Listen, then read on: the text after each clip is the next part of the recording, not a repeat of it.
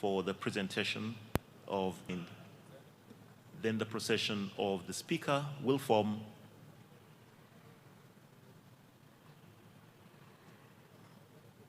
as we prepare for the procession and the different items on our order paper. Thank you.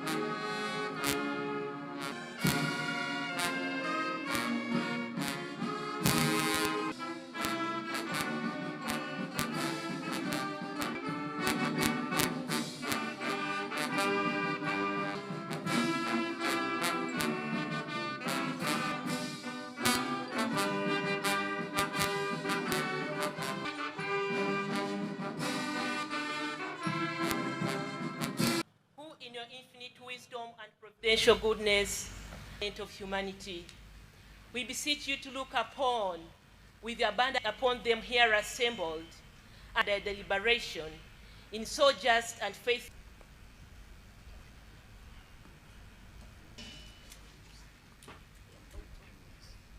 The Republic of Uganda may, in consultation with his intention to address Parliament and the nation on the national budget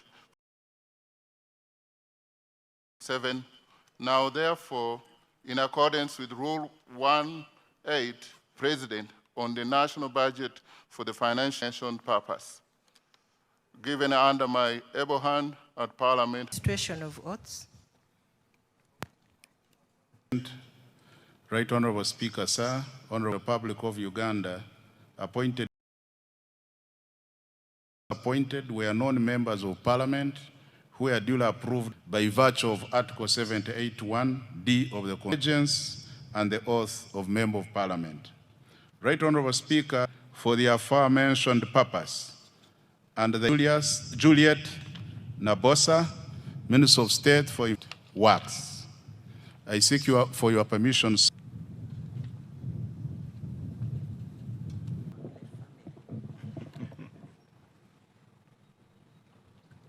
That I will be faithful and bear true allegiance to the Republic.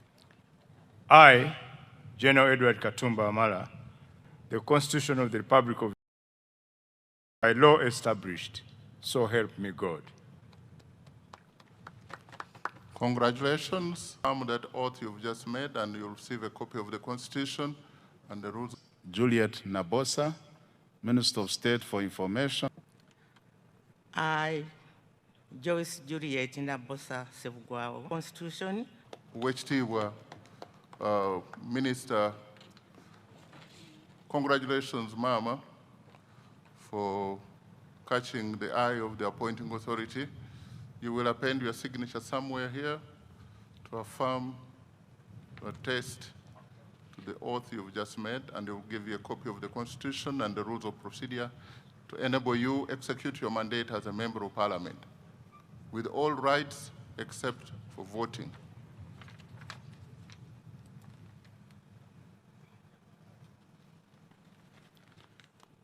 Honorable Siraji Musa Ali, Minister of State for Works and Transport, in charge of works.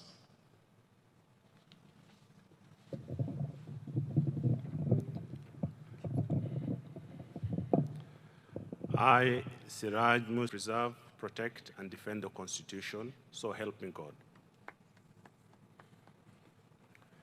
I, Siraj Musa Ali, swear in the name of the Almighty and support and uphold the Constitution.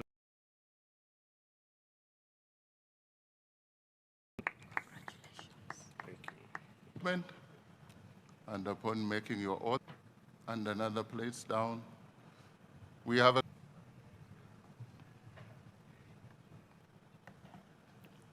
Item number 5.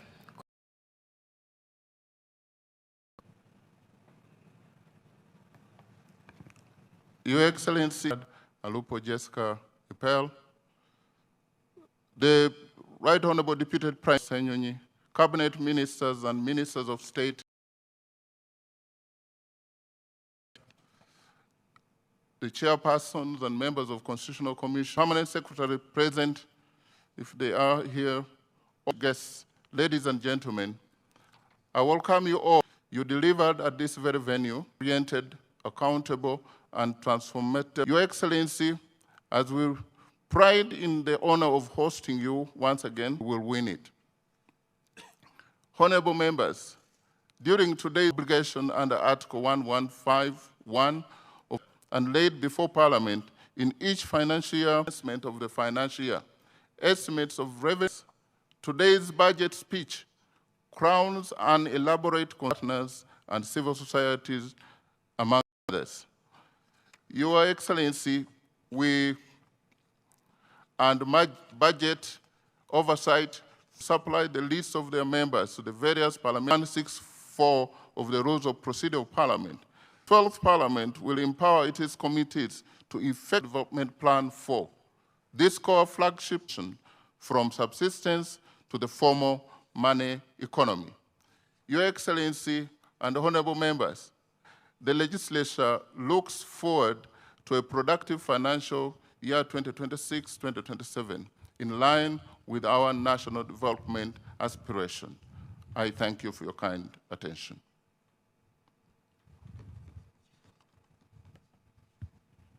Item number 6, presentation of the budget speech.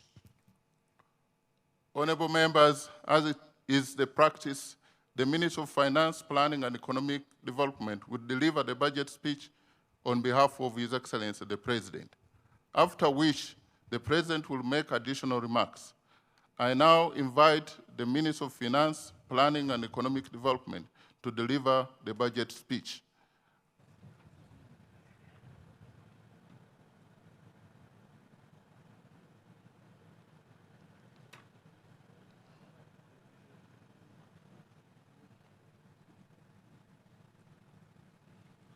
Thank you, Right Honorable Speaker, for the opportunity granted. I did not grant you an opportunity, but you have accessed the microphone.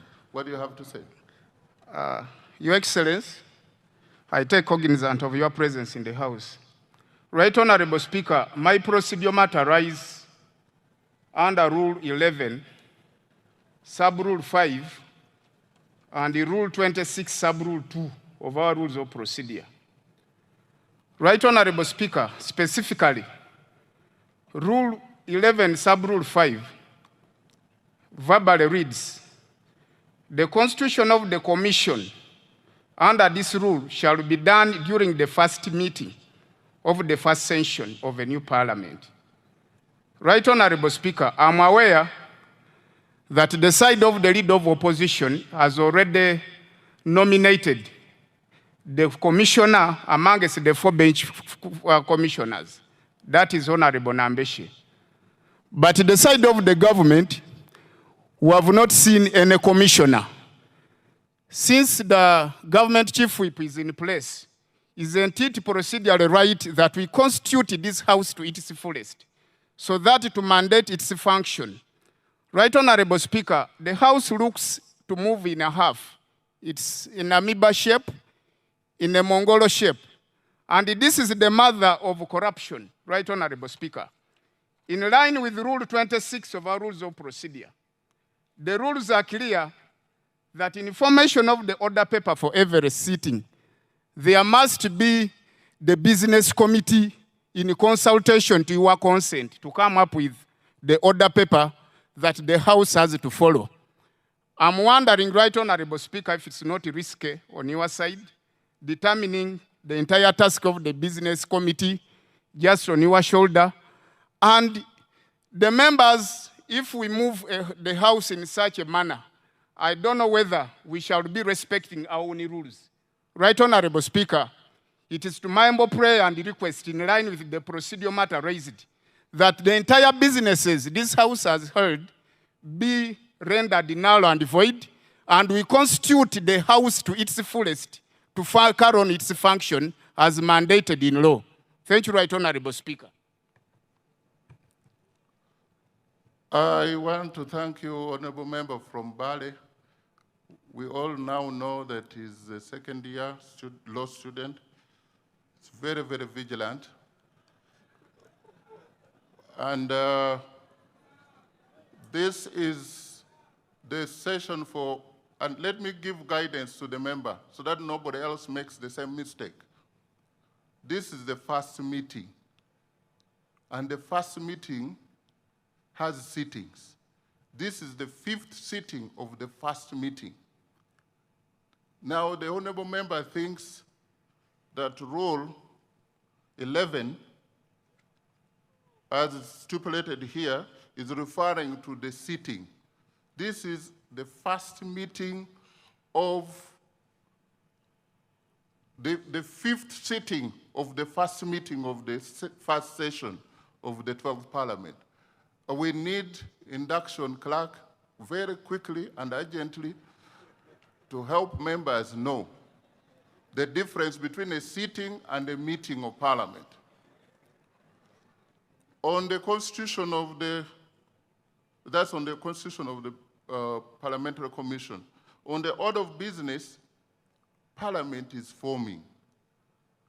I have no doubt that the clerk, as even of today, has written, and let me take the same opportunity to tell the government chief whip and the leader of opposition that we need lists, which I even communicated here, of all committee members and leadership and the commission. We need that urgently before the 26th of this month. There is nothing null and void except the statement made in a wrong way. Next item.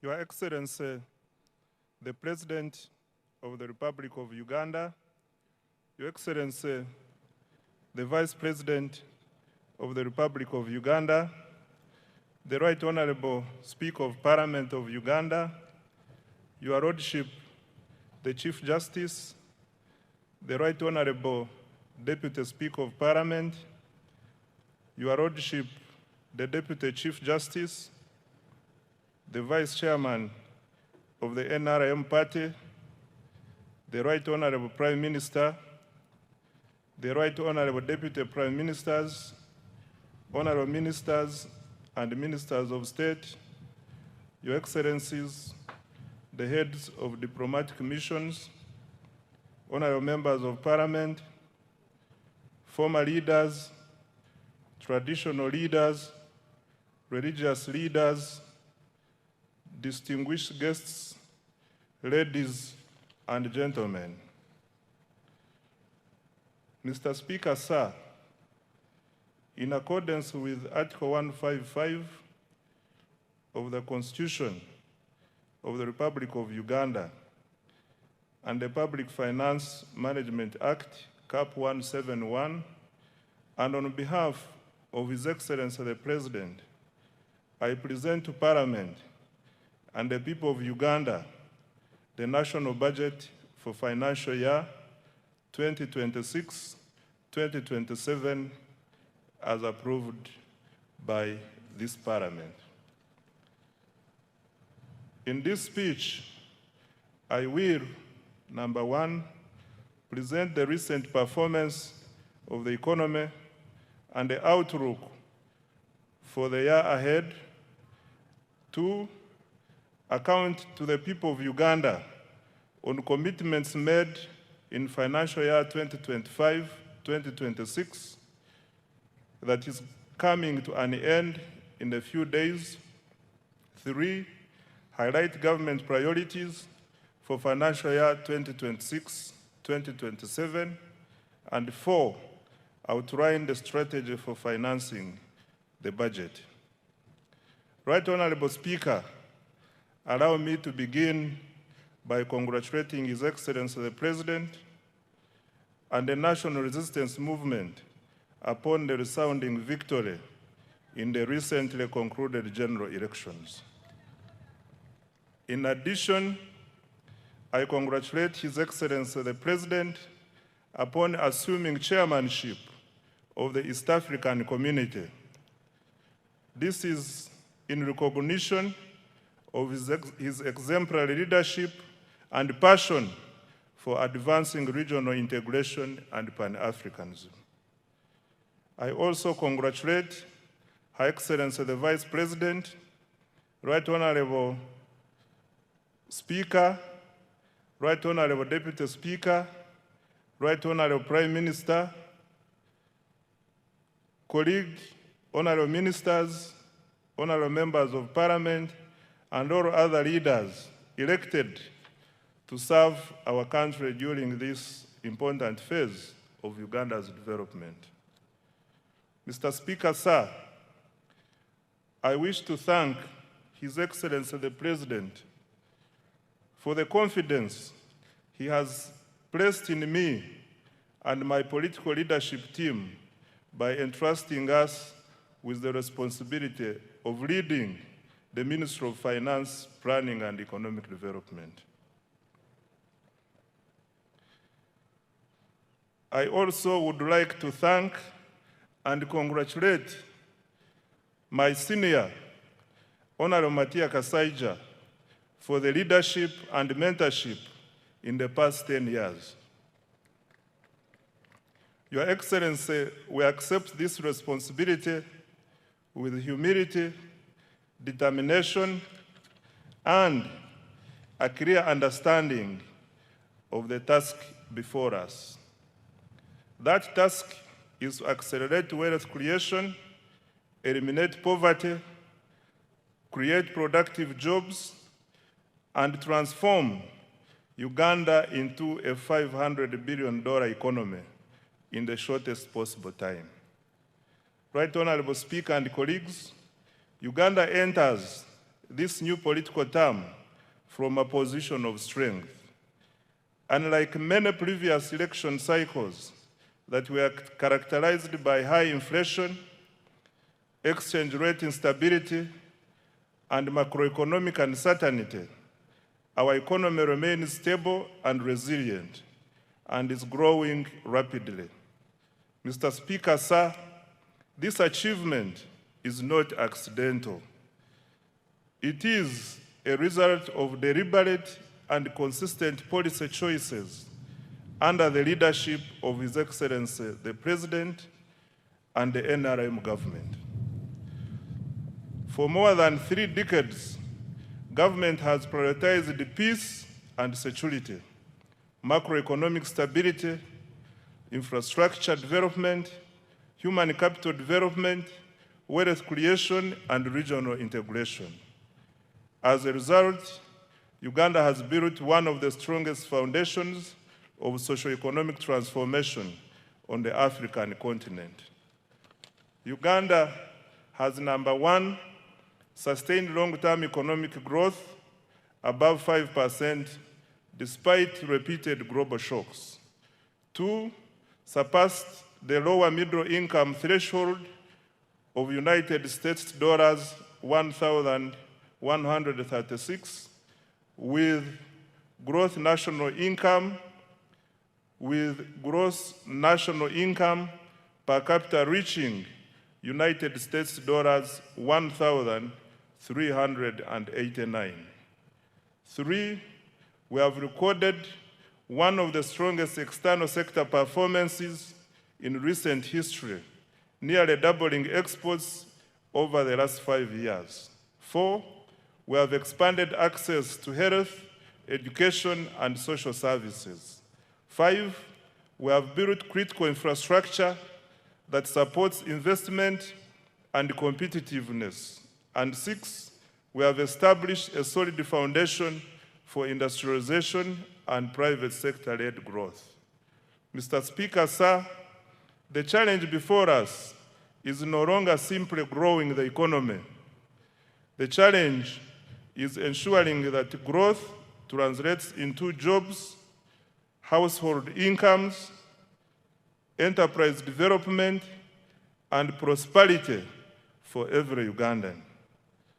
That is the essence of full monetization, as His Excellency the President has consistently emphasized. That is the focus of the tenfold growth strategy, and it is the central objective of this budget. Mr. Speaker, sir, financial year 2026-2027 marks the commencement of the implementation of the NRM Manifesto. It is also the second year of implementing the 4th National Development Plan, the first plan specifically designed to deliver the tenfold growth strategy.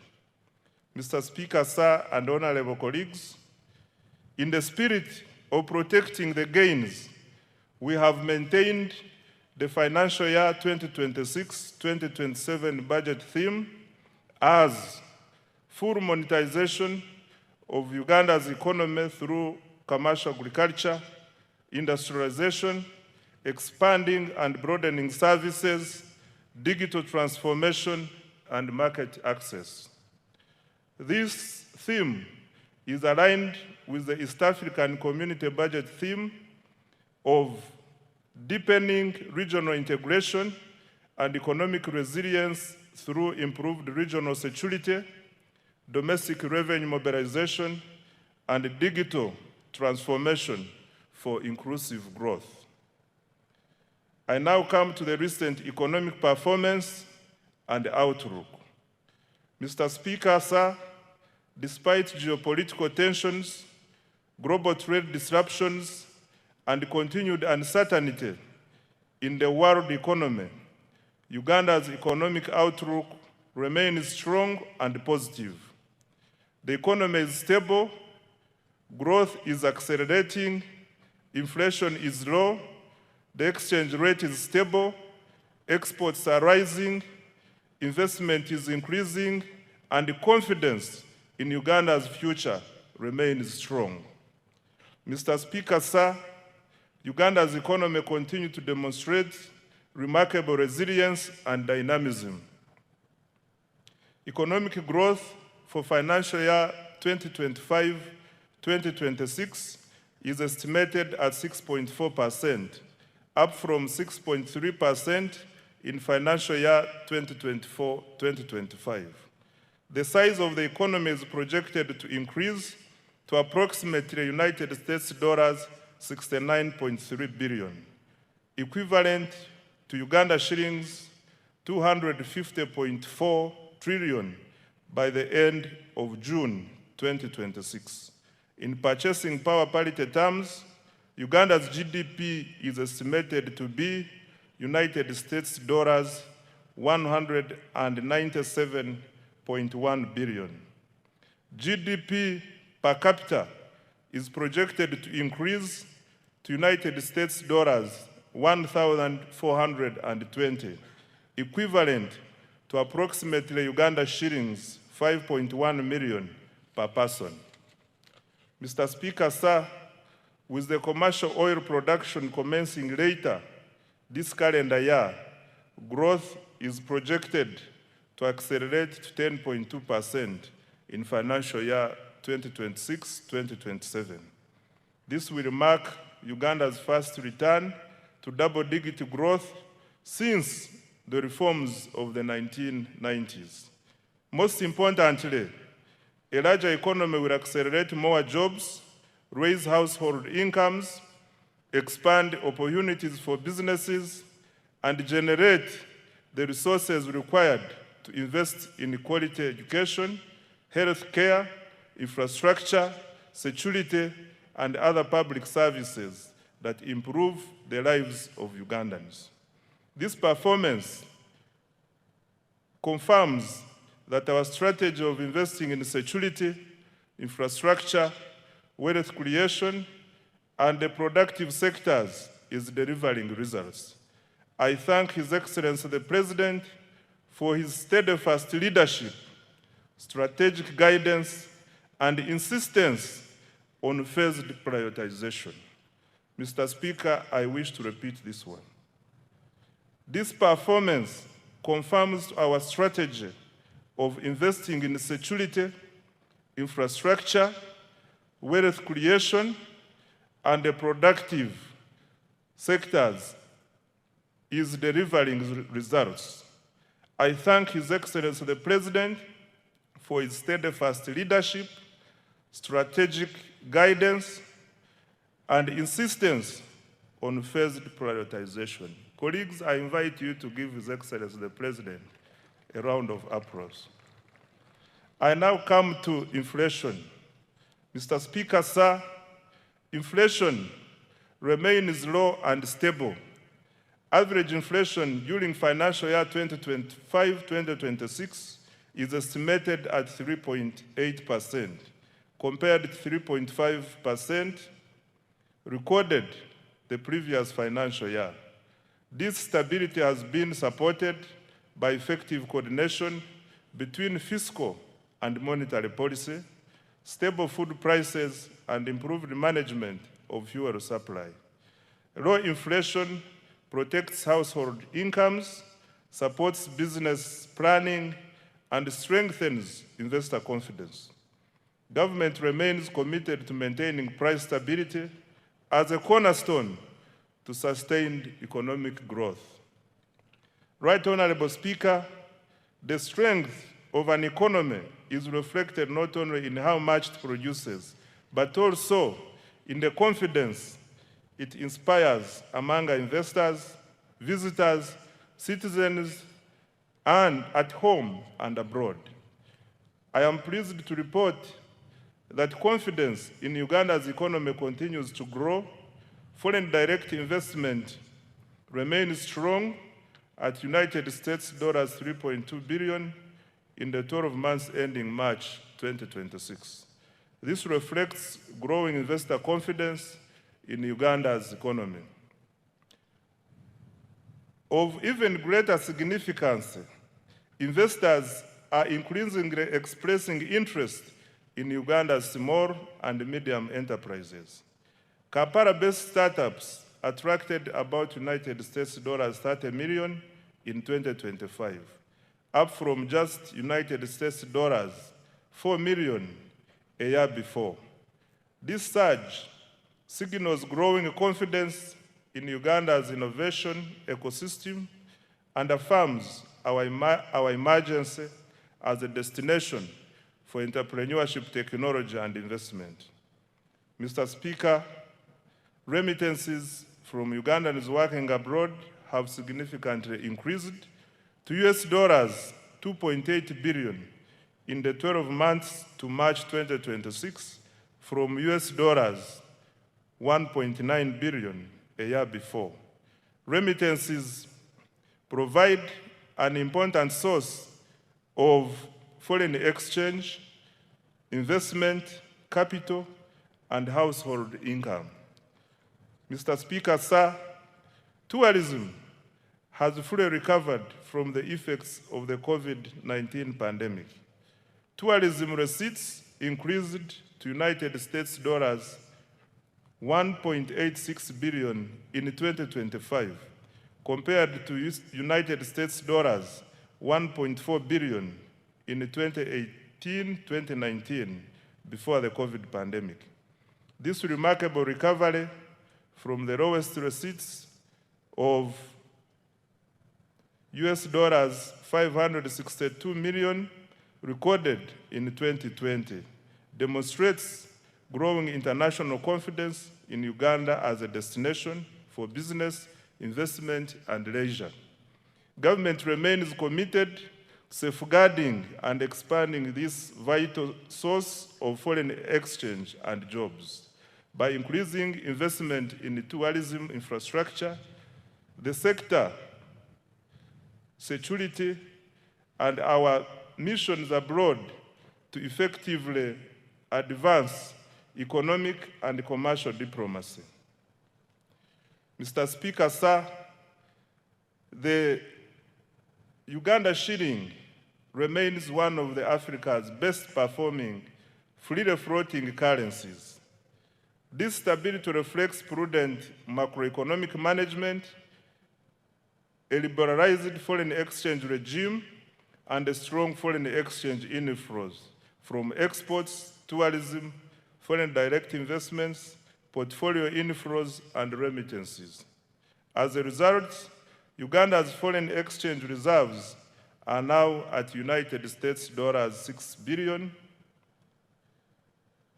In the 12 months to March 2026, up from United States dollars 3.6 billion a year before.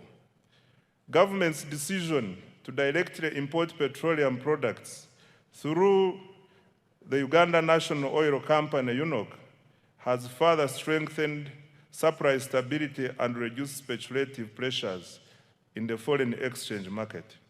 We expect the exchange rate to remain broadly stable despite ongoing global uncertainties. On the external sector, Right Honorable Speaker, Uganda's export performance has been exceptional. Over the last 5 years, exports of goods and services have increased by approximately 204%. Total exports earnings reached US dollars 18.04 billion in the 12 months to March 2026, from US dollars 5.93 billion in the 12 months to March 2022. The leading exports include gold, coffee, cocoa, fish products, steel products, sugar, and a growing range of manufactured goods. Our coffee exports reached USD 2.46 billion for the year ending March 2026, up from USD 1.84 billion a year before. Uganda's exports mainly go to the Middle East, which accounts for US dollars 6.3 billion. Africa accounts for US dollars 4.1 billion. Asia accounts for US dollars 2.0 billion.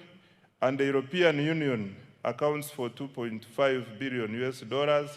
And the rest of the world accounts for 3.1 billion.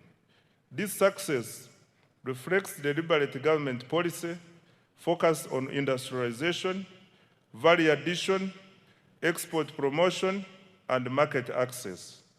The exports are not merely a trade statistic. They are the engine of Uganda's transformation. They generate foreign exchange, they create jobs, they support enterprise growth, and they strengthen economic resilience.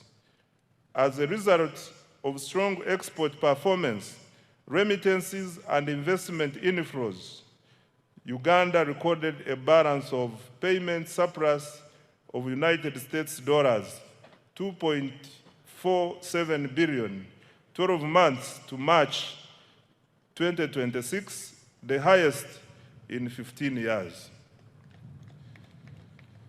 On employment creation, Right Honorable Speaker, the ultimate test of economic policy is whether it improves the livelihoods of our people through productive employment. Uganda's economy is gradually undergoing structural transformation. The services sector now accounts for 50.5% of total employment, up from 47% previously. while the share of employment to agriculture has declined from 40% to 37.1%. On the other hand, industry accounts for approximately 12.4% of total employment.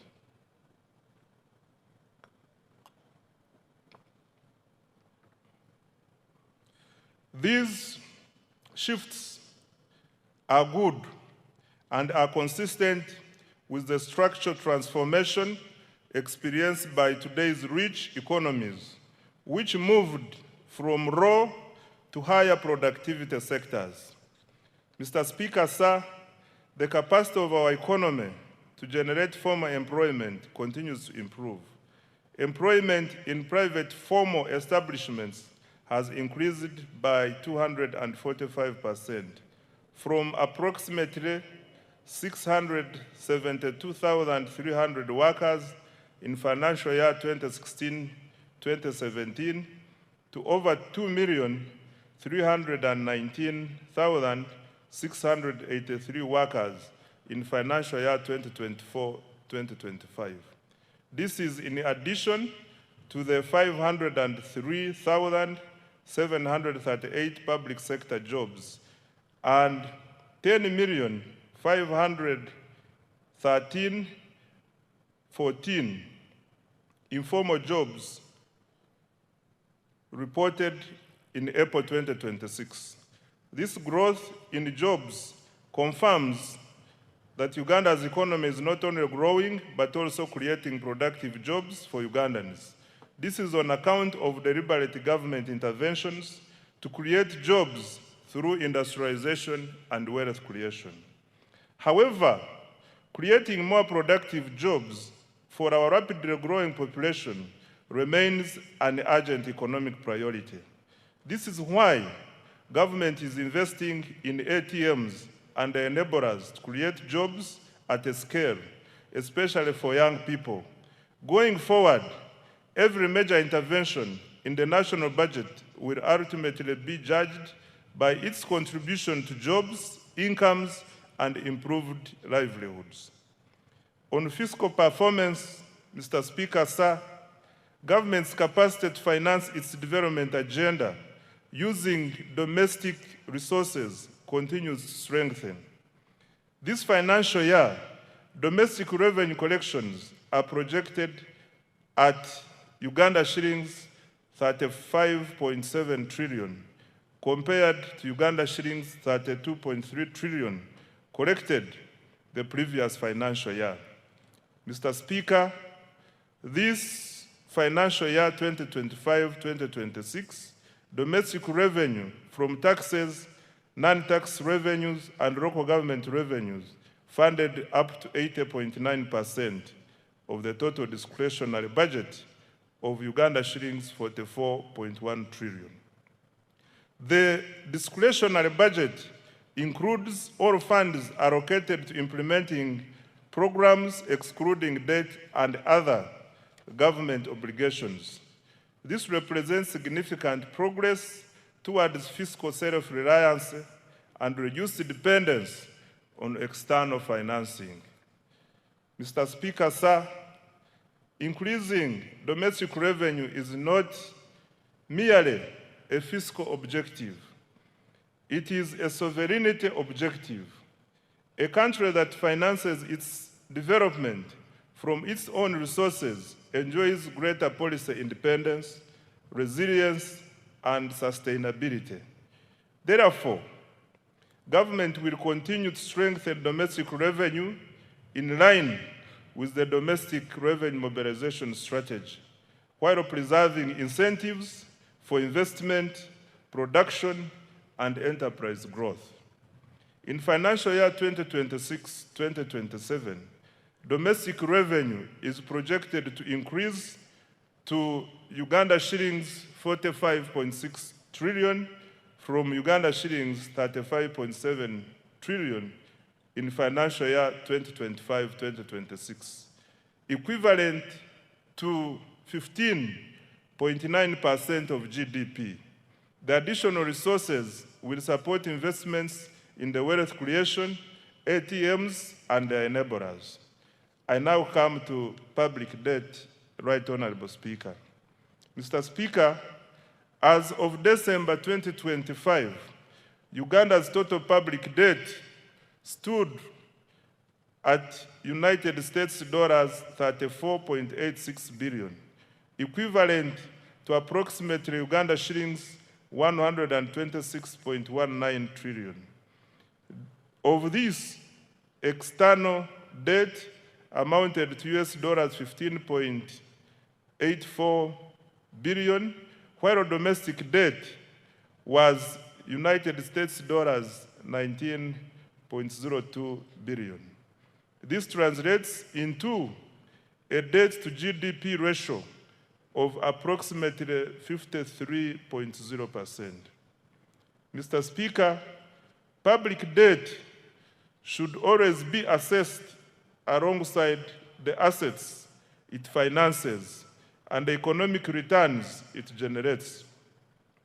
Over the past 10 years, Uganda's debt has financed strategic investments that are transforming the productive capacity of our economy. These investments include, number one, integrated transport infrastructure, which accounts for 31.1% of the debt.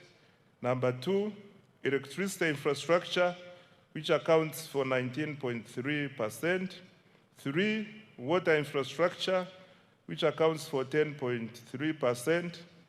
Four, agro-industrialization, which accounts for 9.2%. Five, education and health, which accounts for 7.7%. Six, housing and urban development, which accounts for 6.3%. Seven, industrial parks and industrial development, which accounts for 2%, and other investments such as national backbone infrastructure to extend internet, STI, and regional development, which accounts for 7.0%.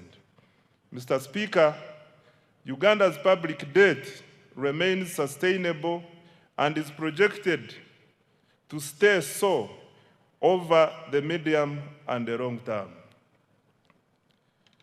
Accountability for financial year 2025-2026 and priorities for financial year 2026-2027. Mr. Speaker, when the budget for financial year 2025-2026 was presented last year, government made several commitments aimed at accelerating monetization of the economy and implementing the tenfold growth strategy.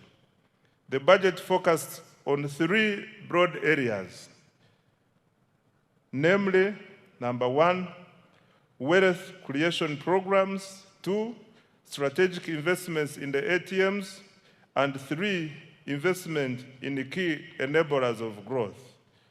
I am pleased to report that substantial progress has been made in all the three areas above.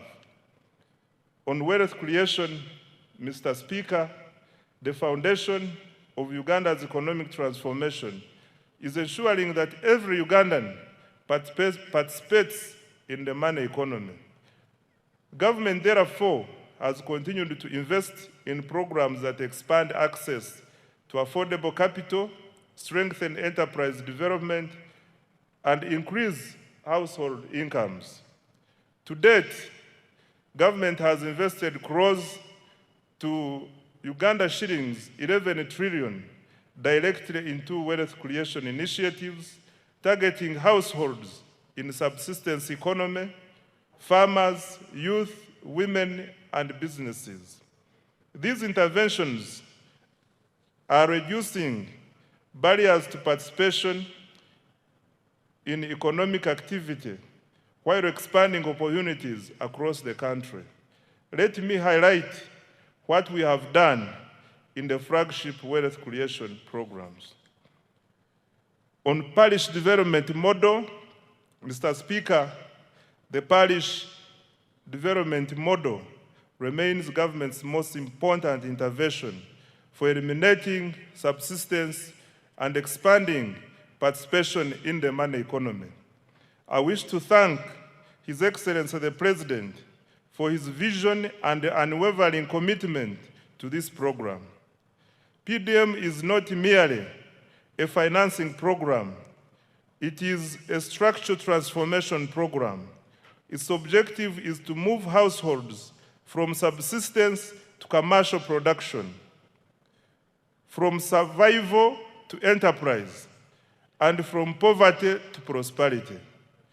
Over the past 5 years, government has transferred Uganda shillings 4.4 trillion to all 10,589 parishes nationwide, and as a revolving capital. Ugandans who were previously outside the money economy are now engaged in money-making enterprises.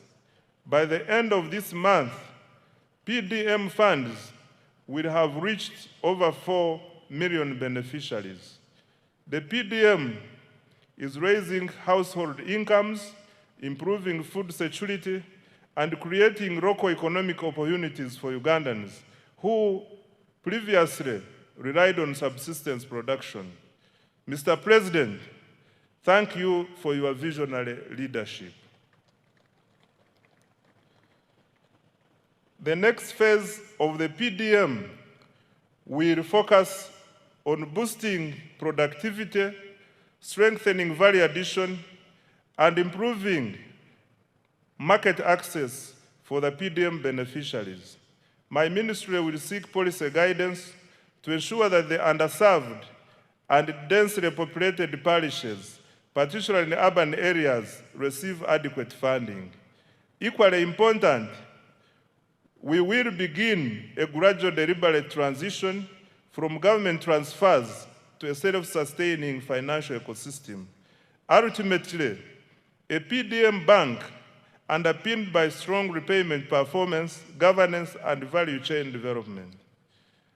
I now come to other wealth creation programs. Mr. Speaker, in addition to the PDM, government has continued supporting enterprise development through other wealth funds, namely, one, Emyoga. Government has capitalized the program with Uganda shillings 760 billion in revolving funds. To date, 7,148 Emyoga circles have been established with over 2.48 million members and cumulative savings of Uganda shillings 95.3 billion. An additional Uganda shillings 100 billion has been allocated in financial year 2026-2027. Number two, Katale Loan Facility. The government, through the Microfinance Support Center, introduced this wealth fund to expand access to affordable working capital for market vendors and urban informal operators. It is currently piloted in 6 major markets within the Kampala metropolitan area and will be rolled out nationwide in financial year 2026-2027. The piloted markets are St. Barikudembe, commonly known as Owino, Nakawa, Kalerwe, Busega, Nakasero, and Gaba markets. The facility is providing working capital loans at an interest rate of 8% per annum. 3, the Small Business Fund. This fund, initially called the Small Business Recovery Fund, was established in 2021 to help small businesses affected by COVID-19 to recover. The fund has disbursed over Uganda shillings 82.1 billion to more than 4,031 small and medium enterprises. It provides affordable financing of up to Uganda shillings 500 million at a 10% interest rate to formal enterprises employing at least 2 people. 4 is the agricultural credit facility. Government has invested a total of Uganda shillings 371.7 billion in the facility as a co-financing with participating financial institutions. The facility has cumulatively disbursed Uganda shillings 1.35 trillion to more than 14,000 beneficiaries. In financial year 2026-2027, an additional Uganda shillings 47.68 billion has been allocated to further capitalize the facility. 5, large-scale commercial farmers financing scheme. In financial year 2025-2026, Uganda shillings 41 billion was provided for interest payments on behalf of the large-scale farmers cultivating over 50 acres of grain and animal feeds. This support has so far enabled 186 farmers to access a total of Uganda shillings 169.1 billion from government-owned commercial banks. The farmers are expected to repay the principal while government pays the interest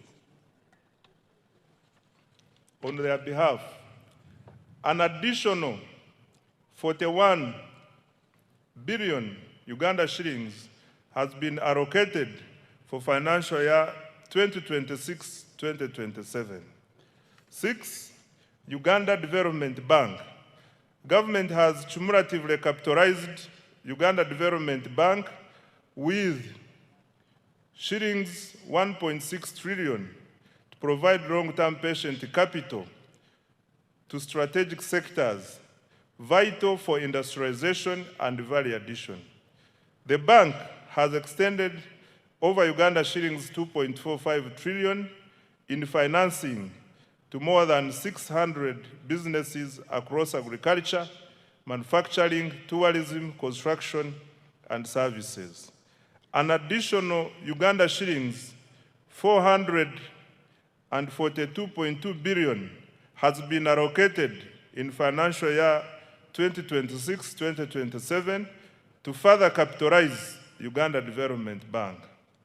7, GROW and other women funds. Through the World Bank financed GROW project, Uganda shillings 133.14 billion in soft loans has been extended to 6,584 women-owned businesses to support their transition from informality. This complements Uganda shillings 153.5 billion previously disbursed under the Uganda Women Entrepreneurship Program WEP, which has benefited 244,805 women. 8, youth empowerment programs. The Youth Livelihood Program has financed 24,859 projects benefiting 275,034 youth at a cost of Uganda shillings 195.4 billion, while 57,849 youth have benefited from the Youth Venture Capital Fund. Number 9 is the revolving fund for the creative artists. Government has provided Uganda shillings 33 billion to establish a revolving fund for musicians and other creatives to promote enterprise growth and job creation. 10, support to teachers' circles. Government released Uganda shillings 20 billion to private teachers' unions to strengthen teachers' welfare through improved access to affordable credit. This is in addition to the earlier Uganda shillings 25 billion that was provided to Walimu Sacco umbrella structures. Mr. Speaker, sir, these wealth creation interventions have expanded access to affordable capital, strengthened enterprise growth, and created jobs. In financial year 2026-2027, government has allocated an additional Uganda shillings 2.49 trillion in wealth creation programs to accelerate monetization of the economy and expand wealth creation. I now come to accelerating tenfold growth through the ATMs. Mr. Speaker, having expanded access to capital through our wealth creation programs, government is now intensifying investment in the sectors that will drive Uganda's next phase of economic transformation. These sectors are collectively known as the ATMs, i.e. number 1, agro-industrialization, number 2, tourism development, 3, mineral-based industrial development, including oil and gas, and 4, science, technology, and innovations, including ICT and the creative arts. These sectors are deliberately selected because they represent Uganda's strongest comparative advantages and possesses the greatest potential to generate exports, jobs, incomes, and investment. Together, they form the engine of the tenfold growth strategy. The objective is simple: to convert Uganda's natural resources, human capital, and innovation into wealth, jobs, and prosperity. And I would like now to detail each. Under agro-industrialization, Mr. Speaker, agriculture remains the backbone of Uganda's economy. It employs millions of Ugandans, supplies raw materials to industry, produces exports, and sustains livelihoods across the country. However, Uganda's future prosperity will not come from producing more raw commodities alone. It will come from increasing productivity, expanding value addition, strengthening agro-processing, and improving market access. Government, therefore, continues to invest strategically across the entire agricultural value chain. Mr. Speaker, agricultural transformation begins with science. This year, government made significant advances in agriculture research and genetics. The anti-tick vaccine facility at the National Livestock Resources Research Institute in Nache Sasa was completed and is now operational, producing about 36 million doses, serving 18 million livestock in the first year. The government also produced foot and mouth disease vaccines and continued to advance research on disease-resistant crops and livestock breeds. These investments will reduce production losses, raise productivity, and increase farmer incomes. On water for production and irrigation, Mr. Speaker, climate change continues to expose farmers to significant weather-related risks. Government is therefore accelerating investment in irrigation and water for production infrastructure to reduce dependency on rainfall. Progress was registered on several major irrigation projects, including Kabuyanda Dam in Isinjiro District, Atali in Buramburi District, Wadelai in Pakwach District, Achomai in Bukedea District, Namaisu in the Bududa District, Chembo Mbai in the Buko district, SIP irrigation scheme in the Burambuli district, solar powered irrigation schemes are also being rolled out across the country. These investments will support all year-round production, increase resilience, and improve agricultural productivity. On mechanization and animal health, Mr. Speaker, government continued developing regional agricultural mechanization centers and animal disease control centers to improve efficiency and productivity in the agricultural sector. Progress was registered in Chiruhura, Mbale, Chijandongo, Bunyangabo, Nakaseke, Katine, and several other districts. These facilities are improving access to modern agricultural equipment, veterinary services, and disease surveillance systems.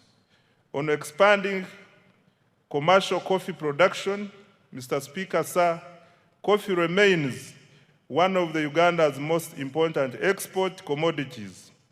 Government has therefore expanded coffee cultivation into northern and eastern Uganda. During the year, 2 coffee mother gardens were established and over 1.4 million coffee seedlings distributed to 7,532 farmers in northern Uganda. This intervention will broaden participation in one of the Uganda's most profitable agricultural value chains. Financial year 2026-2027 priorities for agro-industrialization. Mr. Speaker, a total of Uganda shillings 2.26 trillion has been allocated to the agro-industrialization program in financial year 2026-2027. This is the highest allocation ever to this program. Priority interventions include 1, agricultural research and innovation, including funding for anti-tick vaccine commercialization. 2, irrigation and water for production. 3, extension services, more extension workers and their facilitation to reach farmers. 4, provision of good quality agricultural input. 5, post-harvest handling and storage. 6, agro-processing and value addition. 7, quality assurance and certification. And 8, expanding market access. The objective is to move Uganda from exporting low commodities to value addition agricultural products. On tourism development, Mr. Speaker, sir, tourism is one of Uganda's most powerful export industries. It generates foreign exchange, it creates jobs, it supports thousands of enterprises, and showcases Uganda to the world. The following achievements have been registered this financial year. Uganda's global tourism visibility is at an all-time high, driven by the aggressive destination marketing under the Explore Uganda, the Power of Africa brand, the country's growing international profile, and industry endorsements are evident in its recent global presence and awards. In the North America market, Uganda won the Best in Show Africa at the 2026 New York Travel and Adventure Show, bolstered by endorsements from the renowned travel journalists. In the Asian market, the country won the Best Exquisite Destination Award at the Outbound Travel Mart in Mumbai and gained strong visibility at the South Asia's leading travel and tourism exhibition in New Delhi. Mr. Speaker, government has intensified the international marketing of destination Uganda through participation in major tourism exhibitions and targeted promotion campaigns in Europe, the United Kingdom, North America, Asia, East Africa, and North Africa. Government also leveraged high-profile platforms, including the Africa Cup of Nations AFCON 2025 tournament in Morocco and the 2025 World Travel Market in London to showcase Uganda's tourism potential and attract visitors. In addition, Uganda successfully secured a bid to host 2 international conferences, further strengthening its position as a preferred destination for meetings, incentives, conferences, and exhibitions. Uganda also launched the economic and commercial diplomacy strategy as a key instrument for advancing Uganda's economic transformation.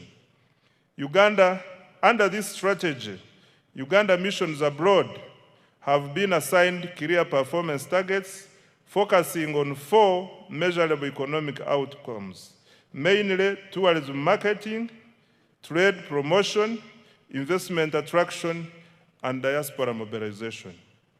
The economic and commercial diplomacy strategy is contributing to improved economic performance with increased international tourist arrivals and receipts, foreign direct investment inflows, and merchandise export earnings. Government will continue to leverage its missions abroad to market Uganda as a preferred tourism, conference, and investment destination, expand market access for Ugandan products, attract strategic investors, and mobilize the diaspora to support national development. On tourism infrastructure, Mr. Speaker, government continued to invest in tourism infrastructure and attractions. Progress was made in the development of museums and cultural heritage sites in Moroto and Dokoro. Investments are also underway in the Gwenzori Central Circuit Trail, Chitagata Hot Springs, and visitor facilities at the source of the Nile in Jinja, including an observatory deck and a modern restaurant. Government also established a new wildlife education center in Mbale. These investments are enhancing visitor experiences and strengthening Uganda's competitiveness as a tourism destination. In financial year 2026-2027, the priorities under tourism are the following. Mr. Speaker, the government has allocated Uganda shillings 567.32 billion to continue developing the tourism sector next financial year. The priority interventions will include: 1, branding and marketing of Uganda as a tourism and investment destination; 2, tourism infrastructure development; 3, construction of highway sanitation facilities and tourism site refreshment centers; 4, improving and enforcing hospitality standards and training; 5, conservation and wildlife protection to increase wildlife population across the national parks; 6, health tourism; and 7, economic and commercial diplomacy. I now come to mineral-based industrial development. Mr. Speaker, sir, Uganda is richly endowed with minerals. However, sustainable transformation will come not from extracting minerals, but from processing and adding value to them. Government strategy is therefore to transform mineral wealth into industrial wealth, and the following steps have been taken in that direction. 1, government intensified mineral exploration and quantification. Geochemical surveys for gold were undertaken in Kasanda, Chiboga, and Mubende districts. Exploration confirmed an estimated 300 million tons of iron ore in Kabale, Rubanda, Ruchiga, Chisoro, Kanungu, Chiruhura, and Hoima districts. Surveys of copper prospects were conducted at the Bukusu carbonatite complex, which also has the potential for rare earth elements, as well as at the Boma and the Gwensakara sites. Evaluation of uranium, manganese, lithium, and nickel deposits is also ongoing across the country. Number two, to add value to Uganda's limestone, a new clinker factory was commissioned in Moroto district to produce inputs for cement production. The factory operates a 6,000 ton per day clinker production line with annual production capacity of 2 million tons of clinker and 3 million tons of cement. The project is expected to save the country up to US $260 million annually in clinker imports and create up to 4,000 jobs. Number three, government continued to make substantial progress towards fast oil.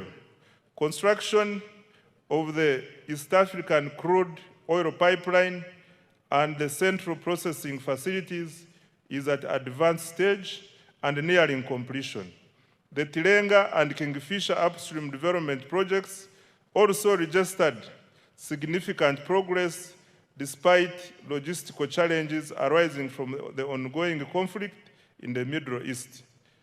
During the year, 51 additional wells were drilled, bringing the cumulative number to 199 wells, exceeding the 189 wells required for fast oil production later this year. 4, government completed the first phase of Kabalega International Airport, providing critical logistics, infrastructure to support oil and gas development, tourism, trade and investment in the Albertine region. Number 5, through the Uganda National Oil Company, government continued the bulk procurement of petroleum products. This has strengthened fuel security and ensured uninterrupted supply despite disruptions in global energy markets. Consequently, Uganda experienced minimal fuel price volatility compared to several countries in the region. 6, in addition, government through UNOC acquired a 20.15% stake in the Kenya Pipeline Company. This is a strategic investment to strengthen Uganda's energy security and enhance the reliability of fuel supply. Given that over 95% of Uganda's refined petroleum products are imported through the Kenyan corridor, this investment will help secure access to critical petroleum infrastructure and support more predictable fuel supply and pricing. Financial year 2026-2027 priorities for minerals and oil and gas. Mr. Speaker, sir, Uganda shillings 473.51 billion has been allocated for mineral-based industrial development, mining, and oil and gas. And the priority areas include, number 1, continued mineral exploration, quantification, and certification. Number 2, continued capitalization of the National Mining Company. 3, establishment of the mineral market and buying centers. 4, operationalization of ECOP. And 5, development of the oil refinery. I now come to science, technology, and innovations. Right Honorable Speaker, no country has achieved rapid economic transformation without innovation. Science, technology, and innovation, including ICT, and the creative arts are critical drivers of productivity, industrialization, and competitiveness. They provide the tools to modernize production, create high-value jobs, and expand Uganda's participation in the global knowledge economy. For Uganda to achieve a tenfold expansion of the economy, STI is going to be at the center of our development strategy. Mr. Speaker, commissioning the Chira vehicle plant in Ijinja marked a major milestone in Uganda's industrialization journey and demonstrates the country's growing technological capabilities. The plant has the capacity to produce up to 2,500 buses annually. Despite being in its early stages of operation, Chira Motors has already made bus sales worth Uganda shillings 21.6 billion and received orders for 450 buses from Uganda and the region. The quality and reliability of its products were further demonstrated through the successful Par to Cape electric expedition, during which the Kayora electric bus traversed more than 13,000 kilometers across Africa. Mr. Speaker, to date, more than 25,000 electric vehicles, including buses, motorcycles, and bicycles, have been produced locally with up to 40% local content. In a further boost to the sector, Solar Power completed the construction of East Africa's first production-scale lithium-ion battery assembly plant in Uganda. This has strengthened domestic manufacturing capacity and positioned the country as a regional hub for electric mobility and clean energy technologies. On pharmaceuticals and biotechnology, Mr. Speaker, government continued to strengthen pharmaceutical manufacturing and biotechnology as part of the efforts to build a competitive pathogenic economy. Uganda is deliberately supporting the domestic production of medicines, vaccines, diagnostics, and other health products, while promoting research, innovation, import substitution, export growth, and resilience in the health sector. Significant progress was registered through strategic investments in and government procurement from local pharmaceutical and biotechnology companies, including Macrohim Scientifics, Day Pharma, Jena Herbal, and other emerging manufacturers.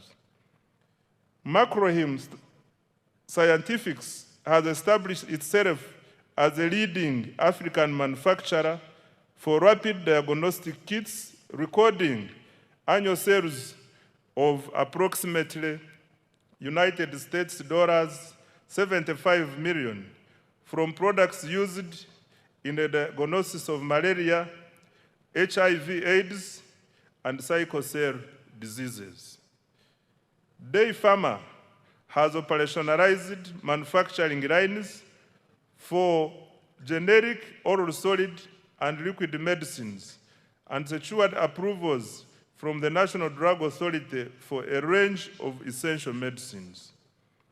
Jena Herbal, the manufacturer of Covidex, has established a pharmaceutical manufacturing facility in Soroti, expanding Uganda's capacity to produce health products locally and strengthening the country's pharmaceutical value chain.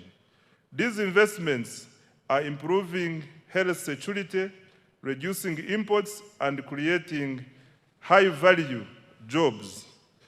On advancing Uganda's space science, Mr. Speaker, government has strengthened Uganda's space science and satellite technology capabilities, government established modern ground satellite infrastructure at the Uganda National Space Center at Mpoma Mukono district.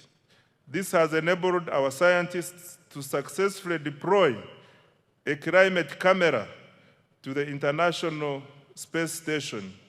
This has expanded the country's capacity to generate real-time data for climate monitoring, environmental management, disaster preparedness, and evidence-based decision-making. On value addition under STI, Mr. Speaker, government has intensified agro-industrialization initiatives driven by scientific innovation aimed at increasing value addition, branding, and export competitiveness. The Banana Value Addition Facility by Professor Mlanga strengthened its production capacity for banana value-added products and fulfilled export orders from South Korea, Saudi Arabia, Qatar, and Italy. In addition, government has invested in the establishment of the Coffee Park in Ntungamo. The Africa Coffee Park has innovated 18 products of value-added coffee ready to go into the market for roast, freeze-dry, and spray-dry high-level technology. On digital transformation, Mr. Speaker, government continued expanding digital infrastructure to improve the availability, reliability, affordability of ICT services, as well as access to the services. During the year, an additional 879 kilometers of fiber optic cable were installed, bringing the national fiber backbone to approximately 62,941 kilometers. As a result, internet costs declined from US$ 70 to US$ 35 per megabyte per second. Active mobile internet subscriptions stand at 18.5 million, while the number of smartphones connected to Ugandan network has reached 20 million. Total registered mobile telephone subscriptions have reached 57.3 million, placing Uganda among the most connected markets in the region. The increased penetration of mobile telephones has increased financial inclusion and improved access to e-commerce, telemedicine, marketing, and agricultural information for farmers. In the year ending March 2026, mobile money transactions rose by 29% to Uganda shillings 392.7 trillion. Active mobile money accounts stood at 36.7 million. As at 31st March 2026, the number of mobile money agents had reached 1.22 million. I now come to creative arts. Mr. Speaker, to protect intellectual property and artistic works, government enacted the Copyright Enabling Rights Amendment Act 2025. Government also established the Uganda Creatives Revolving Fund to provide affordable financing circles in the creative economy. By December 2025, approximately Uganda shillings 18.99 billion had been disbursed to 50 circles of musicians, benefiting 3,047 individuals, of whom 62% are youth and 43% are women. Government is also finalizing the acquisition of a dedicated home for creative artists to serve as a common user facility for young talents to create wealth and jobs. The priorities for financial year 2026-2027 under STI, ICT, and creatives are the following. Mr. Speaker, Uganda shillings 1.140 trillion has been provided in the new budget for science, technology, innovation, ICT, and the creative industries. The priorities next financial year include: 1, commercialization of innovations, especially Chira, motor vehicles, coffee, dairy farmer, drugs, and vaccines, and the banana products. Number 2, establishment of a high-tech city. 3, additional investment in science, research, and innovation. 4, expansion of digital infrastructure to increase coverage, reliability, and affordability of internet, government services, and e-commerce. 5, growth of business process outsourcing for job creation. 6, expanding the free-to-air TV signal. And 7, strengthening intellectual property protection. I now come to enablers. Mr. Speaker, government also continued to invest in the key enablers of socio-economic transformation in line with the NDP 4 and the 10-fold growth strategy.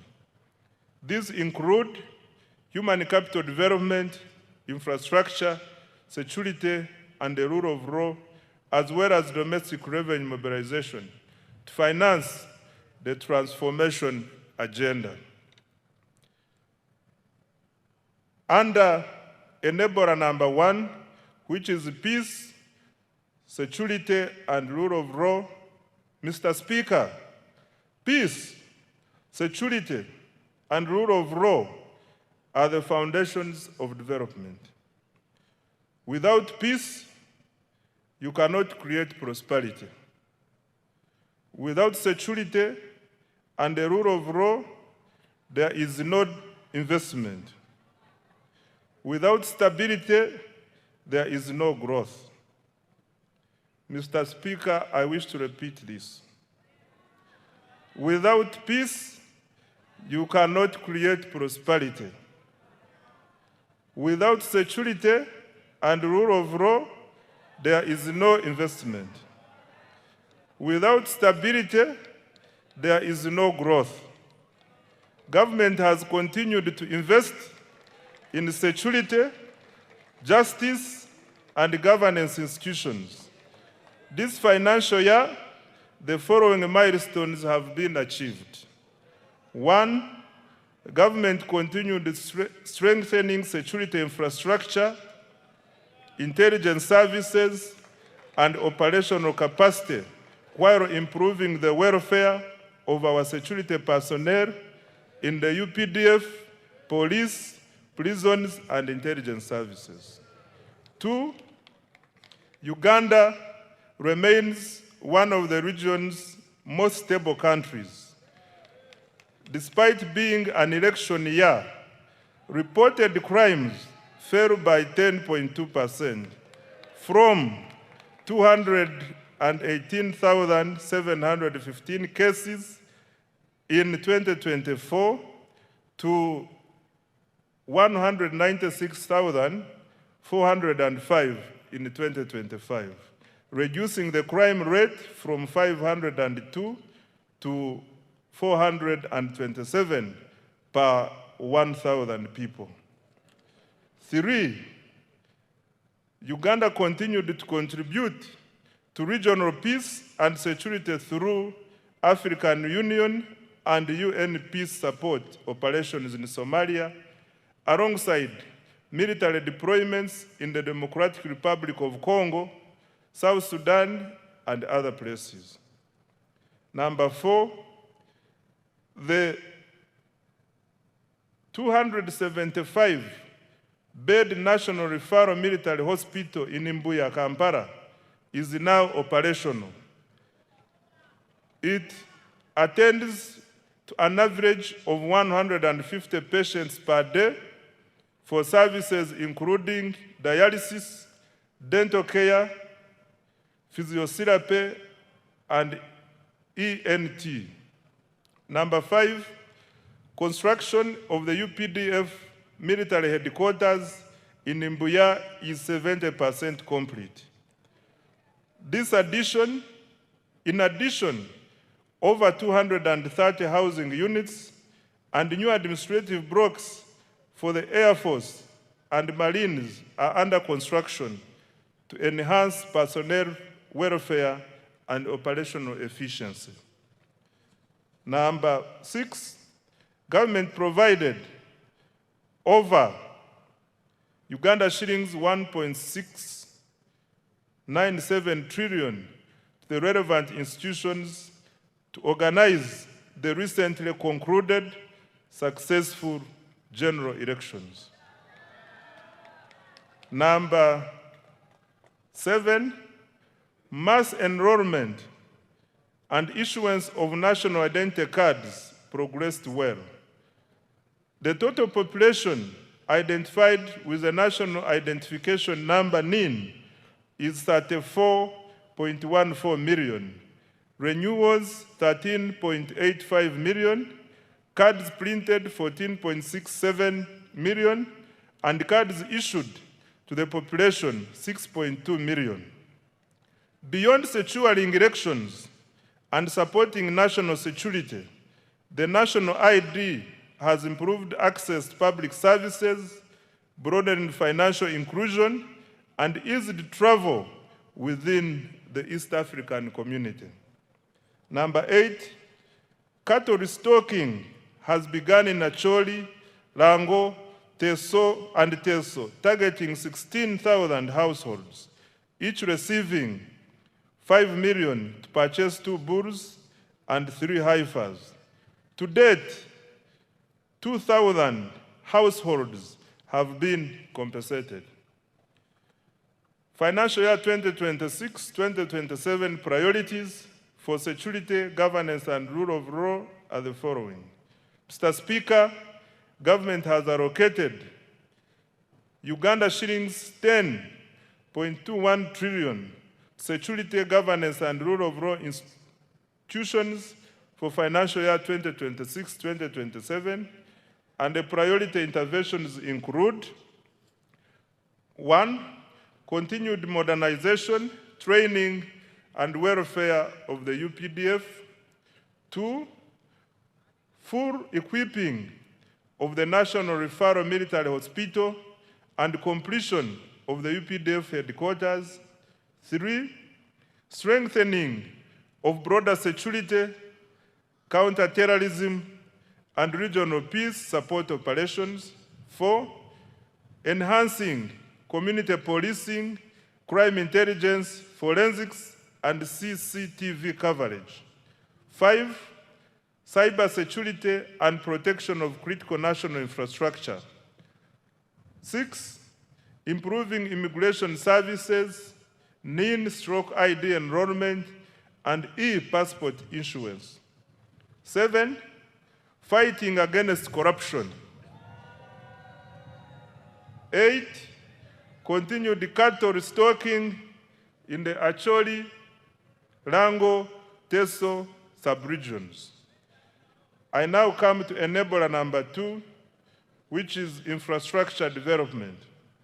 Mr. Speaker, sir, transport infrastructure is the bone marrow of the economy. It connects farmers to markets, workers to jobs, and industries to inputs, while linking exporters to regional and global markets. Electricity powers industrialization and drives economic transformation. In financial year 2025-2026, government achieved the following infrastructure development: under roads and bridges, government continued with the construction of 24 major roads, totaling approximately 1,154 kilometers, and rehabilitated a further 949 kilometers of national roads. 2, government continued developing 14 strategic bridges to enhance connectivity, improve access to socio-economic services, and support the movement of goods and people within and across regions. 3, government stepped up maintenance of national roads network. Over 7,400 kilometers of paved and 14,000 kilometers of unpaved roads were maintained through labor-based contracts, and a further 1,282 kilometers of paved and 3,146 kilometers of unpaved roads were looked after under routine mechanized maintenance. 4, government opened 124 kilometers, graded 175 kilometers, and gravelled 64 kilometers of district and community access roads using the force account. 5, local governments maintained 2,700 kilometers of district and community access roads, upgraded and maintained 820 kilometers of city and municipal roads, and rehabilitated 120 kilometers of district roads. Under development of Greater Kampala Metropolitan Area infrastructure, Mr. Speaker, government has embarked on revamping road infrastructure in Greater Kampala Metropolitan Area. The target is to upgrade over 600 kilometers in the next 5 years and to maintain all major existing roads. To date, 297 kilometers of roads have been paved, several roads have been rehabilitated and maintained, and 8 major road junctions signaled to improve traffic flow and road safety. Mr. Speaker, Kampala made history as the first city in Africa to be inducted into the international network of 3 cities in the world. Government will continue building on this heritage and global recognition. In this regard, government has prioritized implementation of a cleanup exercise involving restoration of wetlands and green spaces, enforcing integrated physical planning, including pedestrian-friendly roads, enforcing trade order, and restrictions on all forms of pollution, especially noise. I now come to water transport. Mr. Speaker, government has constructed, maintained, and operated 15 ferries to connect island communities to markets and services. The Buyende Kagwara Kabiramaido ferry has commenced operations. 2 ferries on Lake Bunyonyi in Kabale are under construction and are expected to begin service by June 2027. Preliminary works for the Bukasa Inland Port are nearly complete, paving the way for commencement of the actual construction.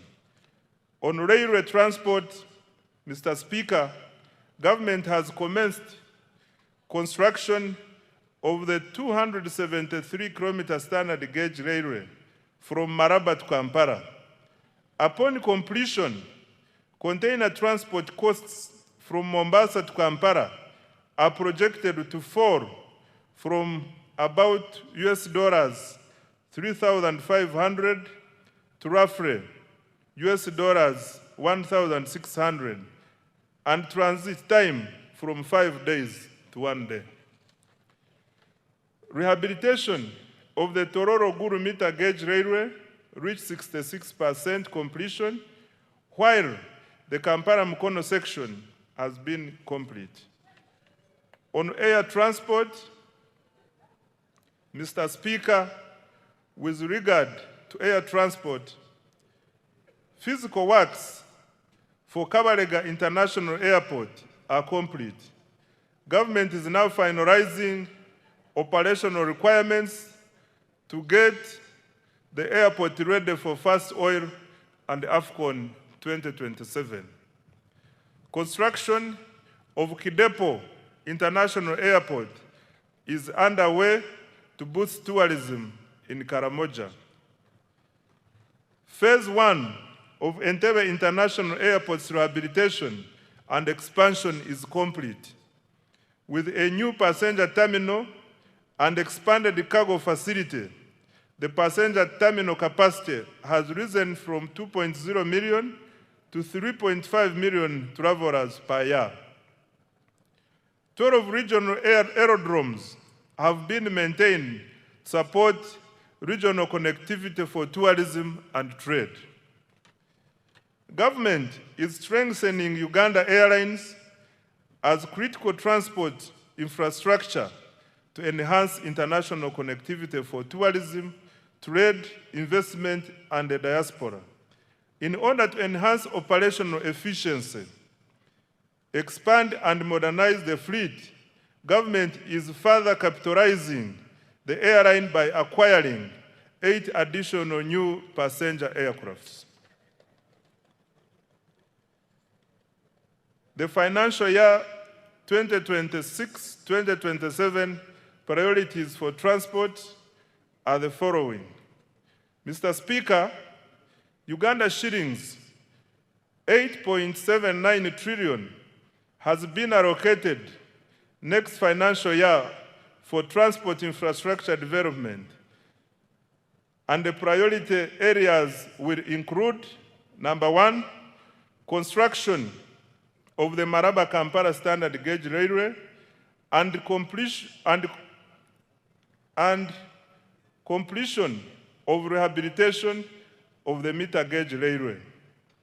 Number 2, construction, upgrade, and maintenance of national, city, district, urban, and community access roads. Number 3, construction and maintenance of strategic bridges. 4, development of water transport systems such as ferries and ports. 5, operationalization of Kabalega International Airport and continued upgrade of regional aerodromes. And 6, expansion of the Uganda Airlines. I now come to the energy development. Mr. Speaker, sir, reliable and affordable energy is essential for industrialization and socio-economic transformation.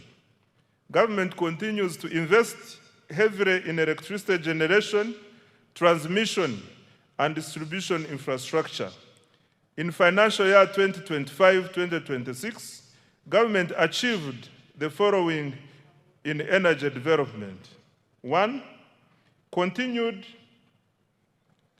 development of hydro, solar, and other energy projects, alongside preparatory work for future nuclear investments. Installed generation capacity now stands at 2,098 megawatts, and the government's medium to long-term target is 52,482 megawatts to support industrialization, urbanization, and economic growth. 2, continued expansion of energy transmission and distribution infrastructure. Completed and continued construction of multiple lines, including the Kololo-Gulu Arua line, 132 kV, the Kampala Metropolitan Transmission Line, 132 kV, including 2 associated mobile substations, Mirama, Kabale, 132 kV, Karuma Tororo, 400 kV, Tororo Resource, 400 kV, Mutundo Entebbe, 132 kV, and Lira Guru Agago, 132 kV. Good progress has also been made on substations serving industrial parks in Mbale, Kapeka, and the Kabalega Petrochemical Industrial Park. 3, the share of households in rural areas connected to grid electricity has nearly doubled in the 3 years, from 6.8% in financial year 2021-22 to 11.4% in financial year 2024-2025. 4, through Uganda Energy Credit Capitalization Company, government commenced construction of 4 small mini hydro power sites expected to generate 5 megawatts of electricity. These sites will be completed in March 2027 and will provide reliable power to very hard to reach and remote areas. Further, under the Electricity Access Scale-Up Project, 419,592 off-grid solar connections have been made countrywide. Financial year 2026-2027 priorities for the energy sector are the following. Mr. Speaker, government has allocated Uganda shillings 2.07 trillion to energy development, and the priority interventions include: 1, expansion of generation capacity by commencing the 380 megawatt Kiba hydroelectricity plant, a floating solar plant at Isimba, and 500 megawatts of utility-scale solar in the Eragon and Acholi regions. 2, preparatory work for nuclear energy generation at Buyende. 3, expansion of transmission and associated substation infrastructure. 4, rural electrification. And 5, industrial power connections. I now come to investing in the people.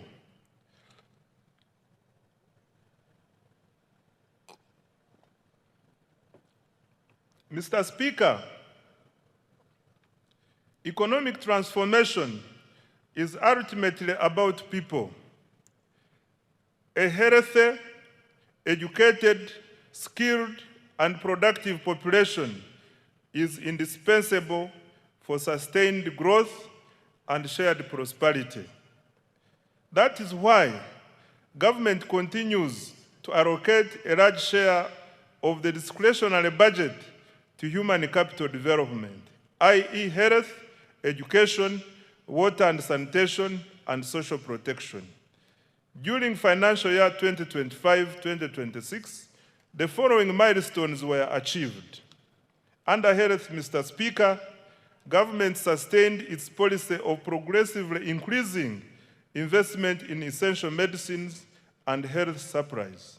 Accordingly, funding through the national medical stores was increased by Uganda shillings 145.33 billion to Uganda shillings 862.93 billion in financial year 2025-2026. Government will continue to increase domestic financing for essential health commodities with the aim of substantially reducing reliance on donor support. This will guarantee uninterrupted access to essential medicines like antiretroviral medicines, anti-malarial drugs, vaccines, immunization supplies, laboratory commodities, and anti-tuberculosis medicines. Government continued to modernize healthcare infrastructure and equipment. During the year, 17 regional referral hospitals and 25 general hospitals were equipped with neonatal intensive care units. In addition, 14 regional referral hospitals received CT scan machines. Construction and upgrading of 31 health facilities across Karamoja is ongoing. Government also completed high-capacity medical waste and incinerators in Fort Portal, Guru, Mbarara, KCCA, and Lira. Busorwe, Gombe, Kaworo hospitals were also rehabilitated. Right Honorable Speaker, government continued to promote preventive health care through immunization, disease prevention, and nutrition programs. Immunization coverage for children under 1 year reached 94%, while first dose measles, rubella coverage reached 93%. Government also conducted nationwide campaigns against malaria, HIV, AIDS, Ebola, cholera, and yellow fever, and promoted nutrition education for children, pregnant women, the elderly, and other vulnerable groups. Government also continued to expand specialized healthcare services in oncology, cardiology, and other fields, reducing the need for treatment abroad. The Uganda Heart Institute conducted 634 cardiac interventions, including open heart, closed heart, vascular, and catheterization procedures. In April 2026, the Uganda Cancer Institute successfully performed the country's first bone marrow transplant. Mr. Speaker, specialized healthcare services will be further strengthened by ongoing investments. The 250-bed capacity cardiac hospital in Naguru, Kampala is 44% complete and expected to be completed by June 2027. The International Specialized Hospital of Uganda at Lubowa is 75% complete and will be completed in December 2027. Mr. Speaker, I wish to repeat this one. The International Specialized Hospital of Uganda at Lubowa is 75% complete and will be completed in December 2027. The first phase of the Nuclear Medicine Center for the cancer treatment is 95% complete, with radiotherapy and advanced molecular imaging services. Phase 2 of the PET Center is 10% complete. Regional cancer centers in Mbarara, Arua, and Mbale are under construction, while the Guru Center is fully operational. Other achievements in the health sector include: 1, expansion of the national e-health digital infrastructure to support telemedicine, health information management, medicine tracking, and monitoring of health workers' performance. Number 2, strengthening the national ambulance and emergency care system through the deployment of additional ambulances. Mr. Speaker, the priorities under the health sector for financial year 2026-2027 are the following. Government has allocated Uganda shillings 5.23 trillion for the health sector in financial year 2026-2027, the funding will focus on number 1, maternal and child health, 2, nutrition improvement, 3, expanded immunization, 4, prevention and treatment of non-communicable diseases, 5, provision of essential medicines, 6, strengthening specialized healthcare services, 7, improving emergency response systems, 8, exploring feasible pathways towards universal health coverage. I now come to water and sanitation. Mr. Speaker, access to clean and safe water remains fundamental to public health. Human dignity and economic productivity. Government has therefore continued investing heavily in water supply and sanitation infrastructure across the country. Access to improved water sources continues to expand, with 71% of households now having access. Coverage stands at 68% in rural areas and 74.5% in urban areas. Mr. Speaker, during financial year 2025-2026, safe water access was extended to 553 villages. Over 200 large solar-powered water and sanitation systems, several public sanitation facilities, and fecal sludge treatment plants were completed in several districts. In addition, a number of urban water systems were expanded. Government has allocated Uganda shillings 1.013 trillion in financial year 2026-2027 to further expand access to safe water and sanitation services across the country. The objective is to ensure universal access to safe water and sanitation services. I now come to education, skills, and sports. Mr. Speaker, education remains the most powerful instrument for social mobility and long-term economic transformation. During the financial year 2025-2026, the following milestones have been achieved in the education sector.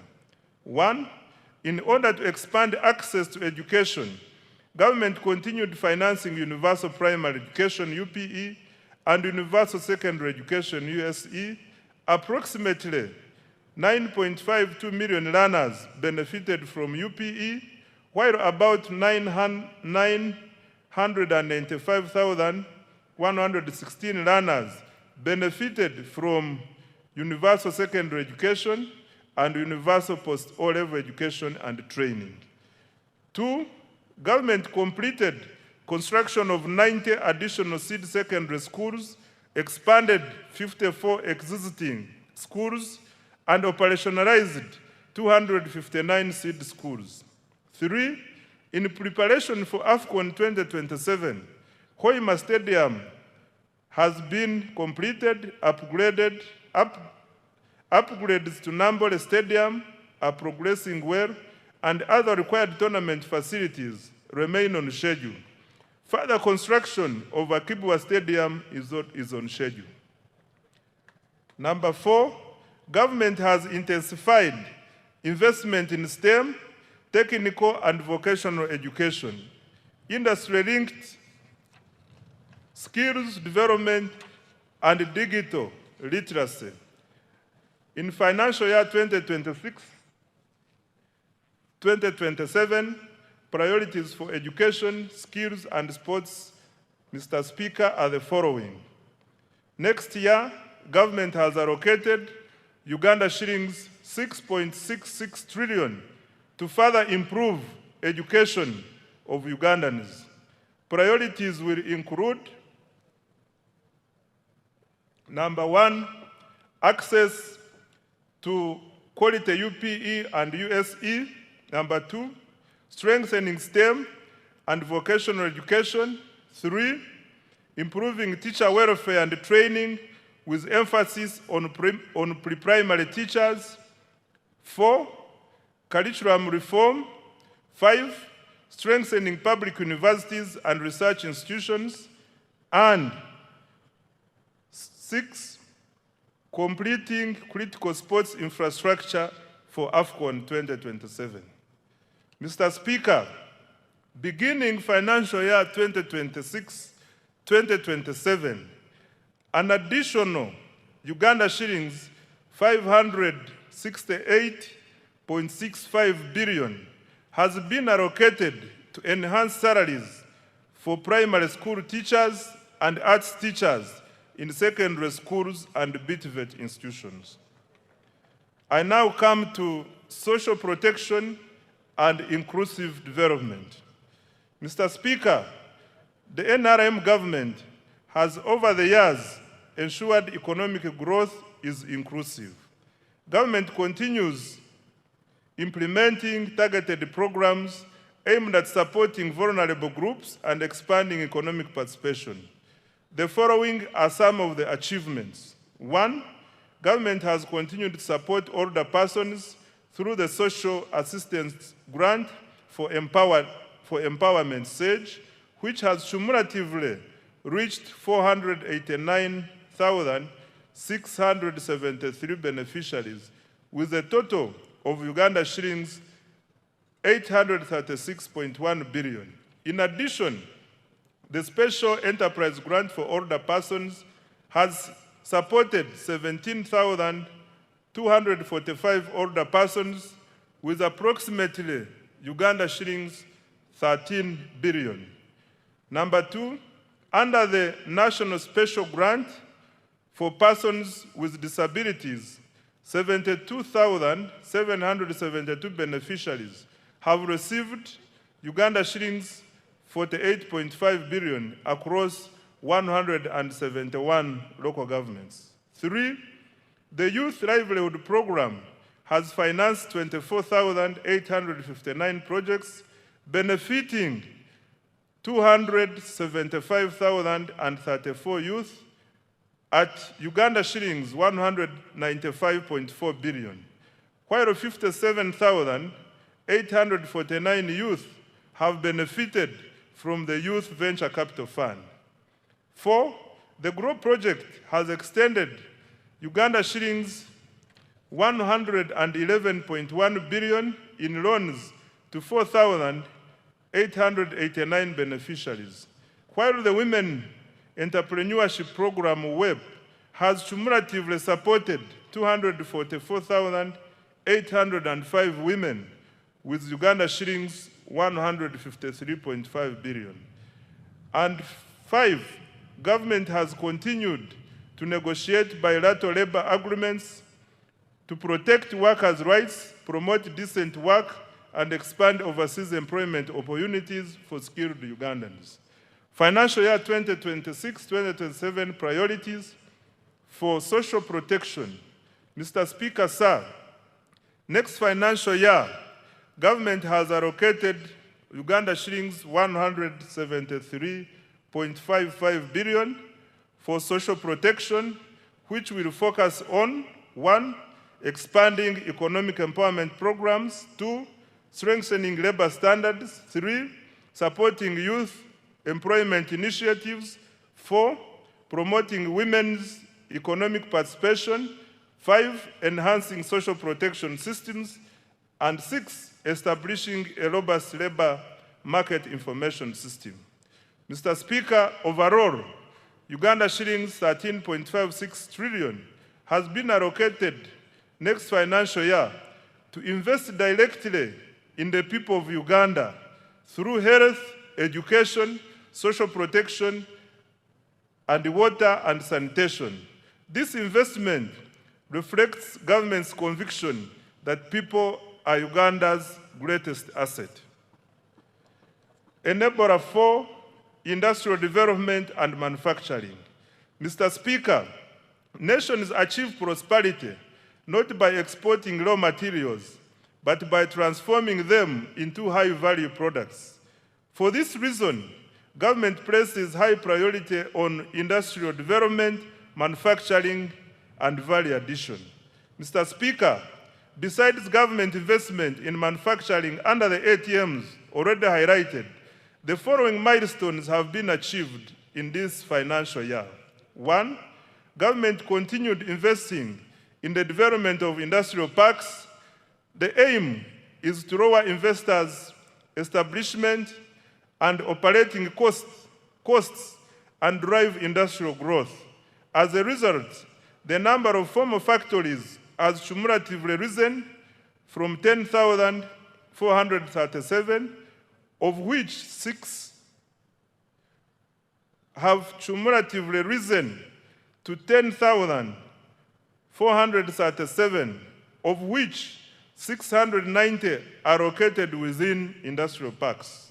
2, government continued capitalizing Uganda Development Corporation to de-risk private investment in critical areas. UDC's capital investment have surpassed Uganda shillings 1.5 trillion, with co-investments across key value chains, including textiles, i.e. fine spinners, agro-processing, i.e. Biyinzika Enterprises Limited, and Bukona Agro-Processing, and pharmaceuticals, East African Medical Vitals Sanga, Vetchem Limited, and Alphasan Uganda Limited. 3, government through UDC also invested in the local construction sector.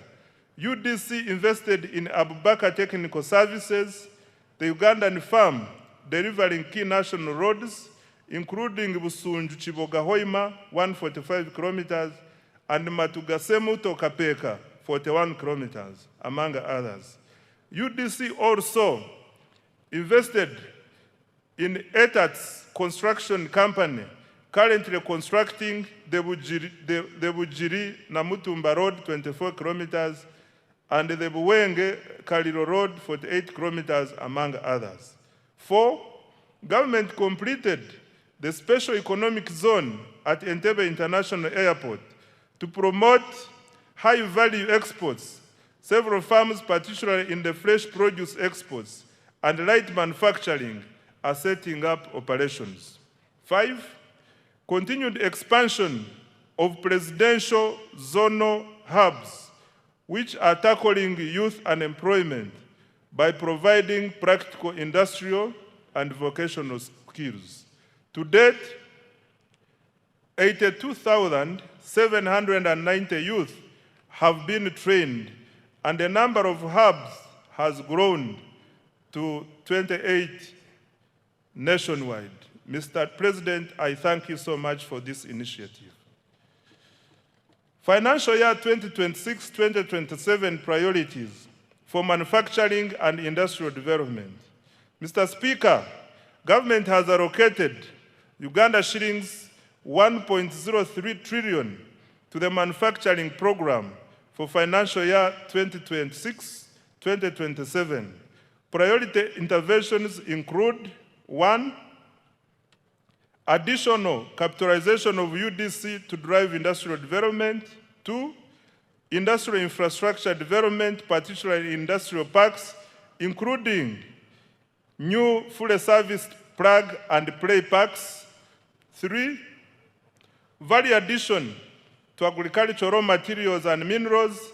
4, supporting market access for Ugandan manufactured products. 5, strengthening the functionality of special economic zones. And 6, industrial research, including the establishment of regional industrial incubation hubs.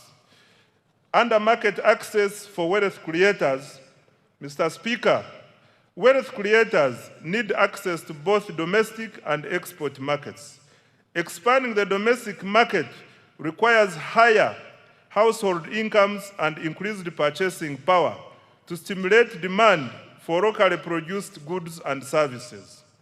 Export growth, on the other hand, requires deeper regional integration to access larger markets within the East African Community, COMESA, and the African Continental Free Trade Area. These opportunities are complemented by preferential and duty-free market access arrangements negotiated with key partners including the European Union, the United Kingdom, Russia, Serbia, and the countries in the Middle East.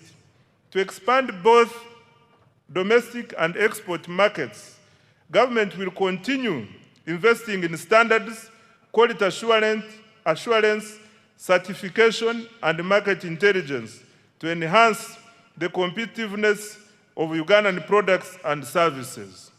To this end, government has so far implemented the following. Number one, strengthen certification services to enhance efficiency. Additional personnel have been recruited and trained to increase capacity of the Uganda National Bureau of Standards to undertake certification, surveillance, and enforcement of standards. Following automation, the turnaround time for import inspection reduced from 3 weeks to 4 hours. Production testing reduced from 30 days to 14 days. And product certification reduced from 180 days to 45 days. 2, decentralization and modernized certification services to enhance access. Construction and equipping of engineering testing laboratories is ongoing and expected to be completed by September 2026. Government also commenced construction of regional laboratories in Mbale, Guru, and Mbarara. 3, developed 450 standards for products and services and issued permits to 4,500 products. 4, trained 750 micro, small, and medium enterprises in value addition and processing and certified 750 products. 5, completed construction and equipping of an international accredited national meteorology laboratory at Uganda National Bureau of Standards. The laboratory is being used to calibrate equipment used in the National Food Safety Laboratory and other agro-food processing laboratories and industries. 6, commenced operations of the petroleum laboratory in January 2026. Over 40 product samples of petroleum products have since been tested. Mr. Speaker, priority interventions for financial year 2026-27 include: 1, development of quality assurance infrastructure. The euro 163.56 million enhancement agricultural production, quality and standards for market access project. 2, strengthening the capacity for development of standards and certification of products and services. 3, completing construction and equipping of the engineering laboratory and continuing construction of regional laboratories. And 4, accrediting private laboratories to increase access. I now come to environmental protection and disaster management. Mr. Speaker, sustainable management and the use of natural resources, land, water, and environment, as well as effective response to climate change, are essential for boosting productivity and value addition.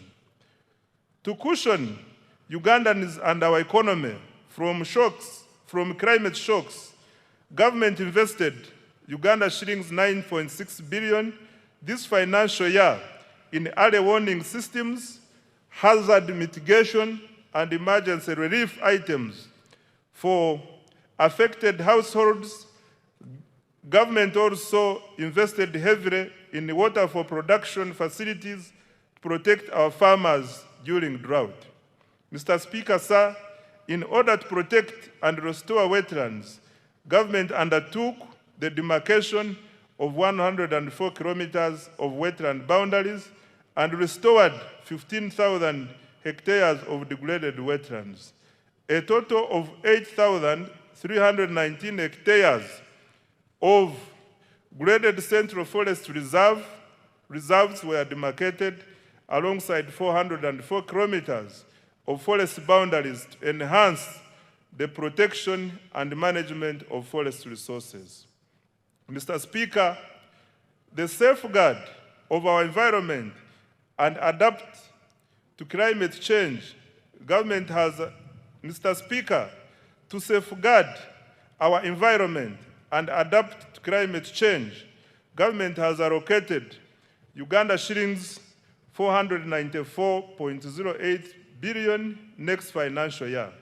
These funds will protect 1.26 million hectares of forest reserves and wetlands, restore 10,000 hectares of degraded wetlands, and demarcate critical river banks and lake shores, particularly along the Nile.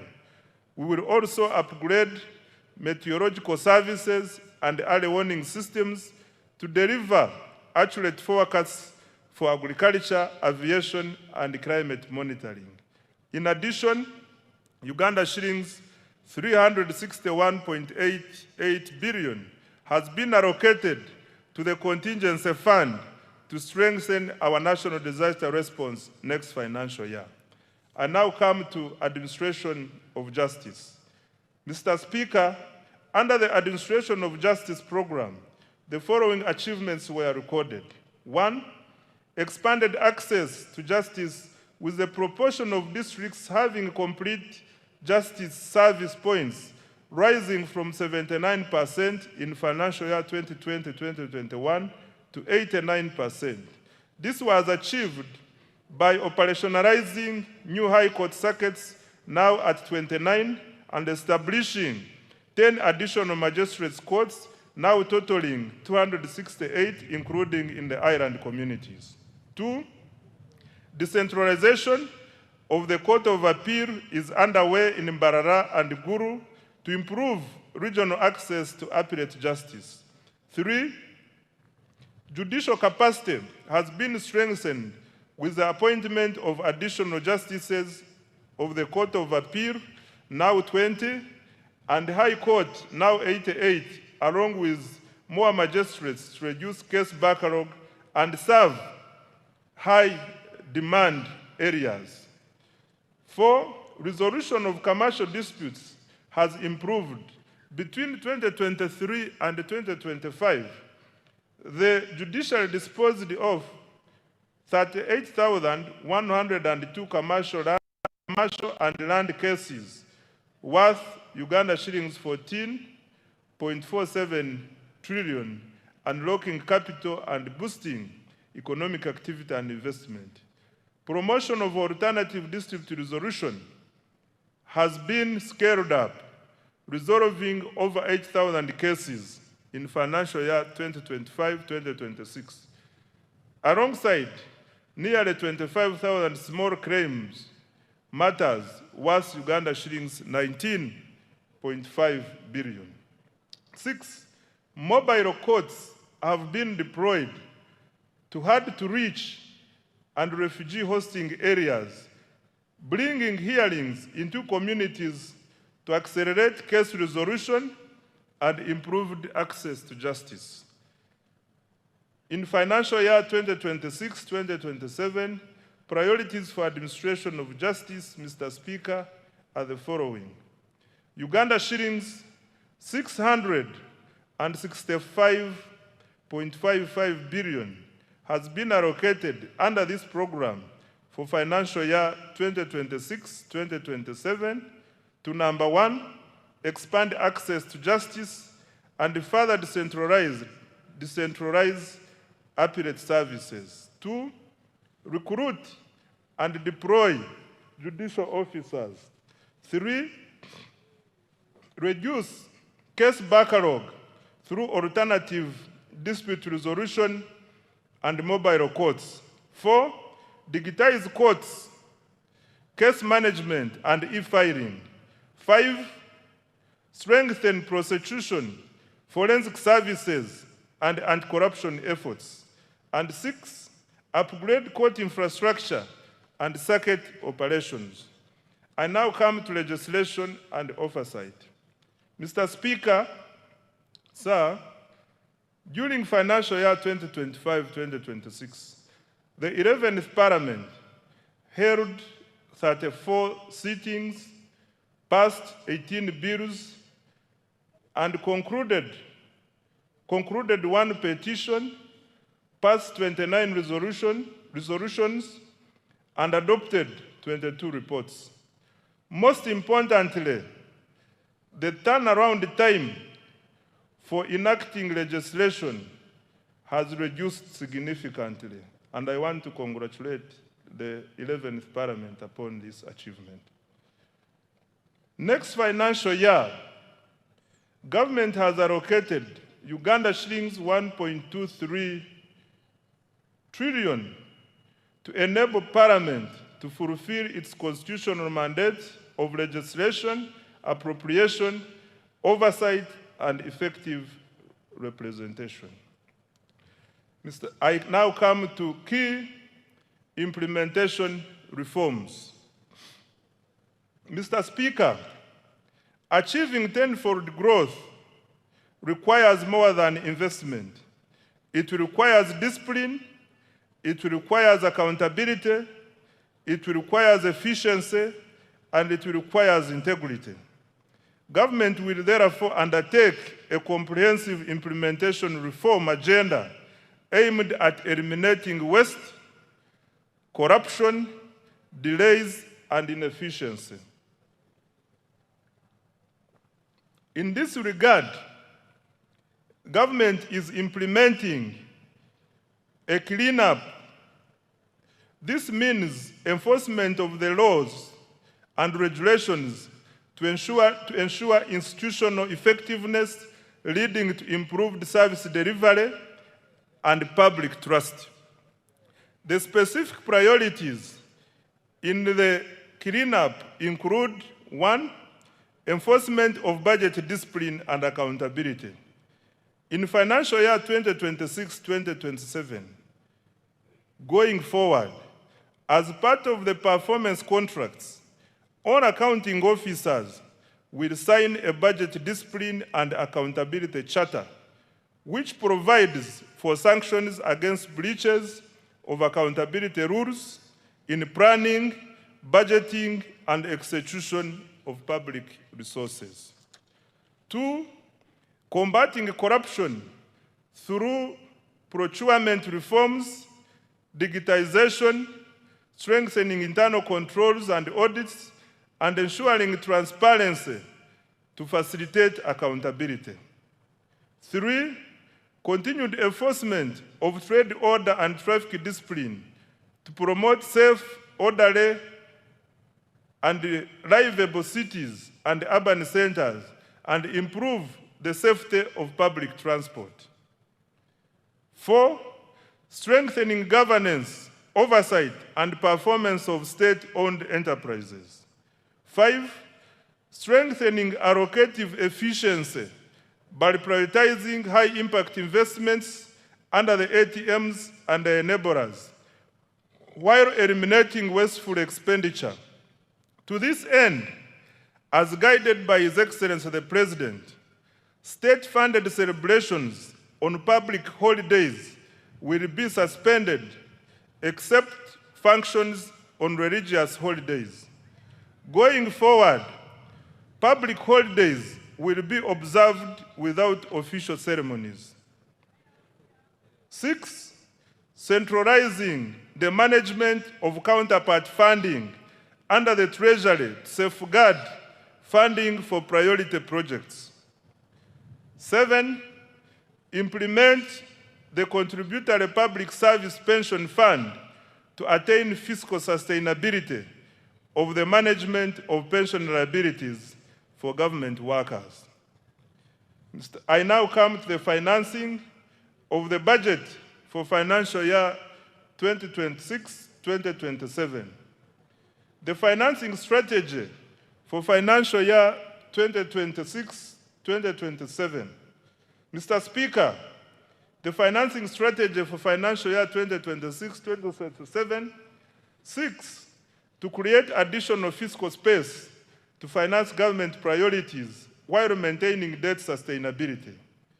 This will be achieved through, number 1, strengthening tax administration and compliance. 2, introducing targeted tax policy measures to increase domestic revenue. 3, mobilizing concessional financing from development partners and international financial institutions.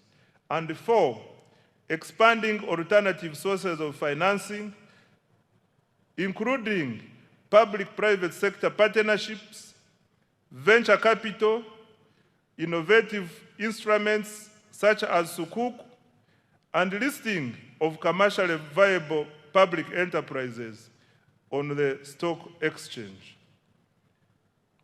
Resource envelope. Right Honorable Speaker, the total resource envelope for financial year 2026-2027 is 84 trillion 391 billion 743 million 343,426 shillings. This is detailed as follows. 1, domestic revenues, Uganda shillings 45.96 trillion, of which 40.16 trillion is tax revenue, 4.02 trillion is non-tax revenue, 1.44 trillion is petroleum revenue, and 339.8 billion is local government revenue. 2, domestic borrowing, Uganda shillings 11.97 trillion. 3, domestic debt refinancing is Uganda shillings 13.97 trillion. External borrowing for general budget financing is Uganda shillings 1.22 trillion. And external financing for projects is Uganda shillings 11.27 trillion. Expenditure allocations. Mr. Speaker, a summary of the allocations of the above resources is as follows. 1, wages and salaries, Uganda shillings 9.709 trillion. 2, non-wage recurrent expenditure, Uganda shillings 33.276 trillion, which also includes operational funds for institutions, financing for all wealth creation funds, financing for science and technology investments, grants for education and health, medicines, maintenance of infrastructure, and interest payments, among others. 3, development expenditure, Uganda shillings 22.054 trillion. 4, domestic debt refinancing 13.967 trillion. 5, debt amortization, Uganda shillings 4.181 trillion. 6, domestic debt repayment to Bank of Uganda, Uganda shillings 547 billion. 7, domestic arrears, Uganda shillings 317 billion. And 8, local government expenditure from own revenue, Uganda shillings 339.8 billion. Mr. Speaker, details of the resource envelope and expenditure allocations by vote for financial year 2026-2027 are provided in annexes 1 and 2, respectively, of this speech. The budget for financial year 2026-2027, totaling to 84.39 trillion, has therefore increased by Uganda shillings 2.78 trillion from the revised budget of Uganda shillings 81.61 trillion for financial year 2025-2026. I now come to the tax measures for financial year 2026-2027.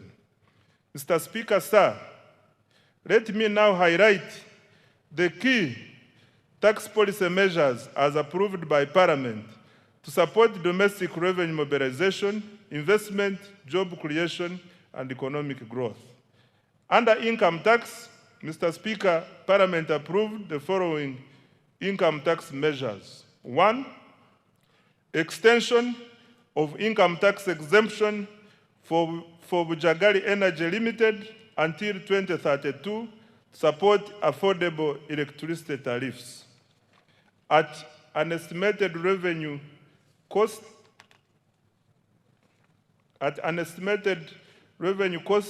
of Uganda shillings 115 billion per annum. 2, increase in the pay-as-you-earn threshold from Uganda shillings 235,000 to Uganda shillings 335,000 per month to raise take-home pay for low-income workers at an estimated revenue cost of Uganda shillings 96 billion.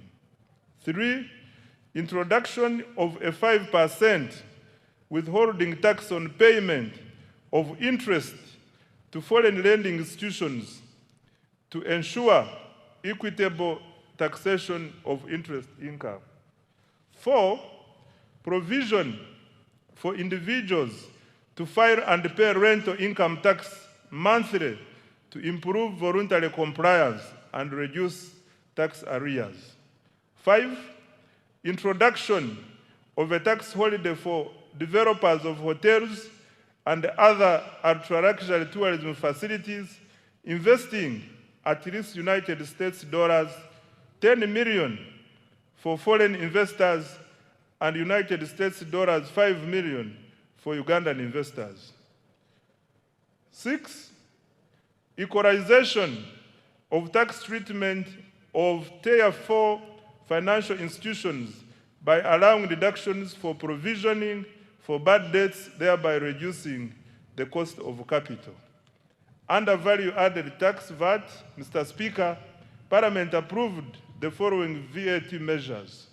1, increase in the annual VAT threshold from Uganda shillings 150 million to Uganda shillings 300 million to ease compliance for small businesses and improve tax administration efficiency. This measure is projected to generate Uganda shillings 349 billion. 2, extension of VAT deferment to inputs used in iron ore processing to support mineral value addition and industrialization. Under excise duty, Mr. Speaker, Parliament approved the following excise duty measures. 1, increase in excise duty on diesel and petrol by Uganda shillings 200 per litre to generate Uganda shillings 450 billion in revenue. 2, increase in excise duties on selected products as follows.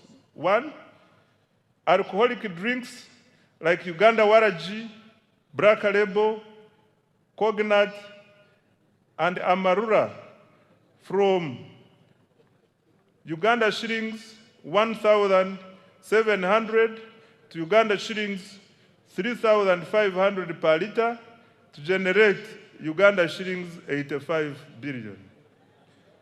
2, motorcycles at first registration from Uganda shillings 200,000 to Uganda shillings 500,000 to generate 26 billion. 3, single-use plastics from 2.5% or US dollars 70 per ton to 25% or US dollars 1,500 per ton to protect the environment and raise 10 billion. 4, cooking oil from Uganda shillings 200 to Uganda shillings 400 per litre to generate 25 billion. 5, cement from Uganda shillings 500 to Uganda shillings 750 per 50 kilograms per bag to generate 15 billion. And 6, sugar from Uganda shillings 100 to Uganda shillings 200 per kilogram to to generate 25 billion. Introduction of excise duty on selected products as follows. 1. Locally manufactured paints and varnishes at 3% or shillings 50 per litre or kilogram, whichever is higher, and imported paints and varnishes at 10% or Uganda shillings 2,000 per litre, whichever is higher, to generate 24 billion.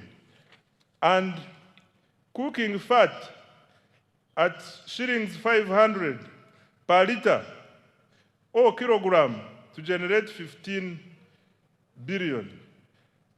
On stamp duty, Mr. Speaker, a modest stamp duty has been introduced on the first registration and transfer of motor vehicles and motorcycles as follows. 1. Motorcycles, tricycles, and quadricycles, Uganda shillings 30,000. And 2, any other motor vehicle, Uganda shillings 200,000. This will generate Uganda shillings 30 billion. Under the Tax Procedures Code Act, Mr. Speaker, Parliament approved the following tax relief measures. 1, waiver of principal tax, penalty, and interest owed by a taxpayer to URA as at 30th June 2016.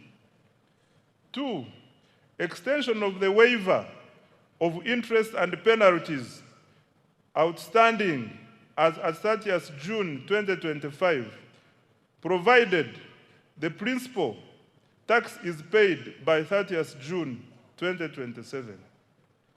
On external trade, Mr. Speaker, Parliament approved an increase in environmental levy on imported used clothing from 15% to 30% of cost insurance and freight, CIF value, to support local manufacturing as well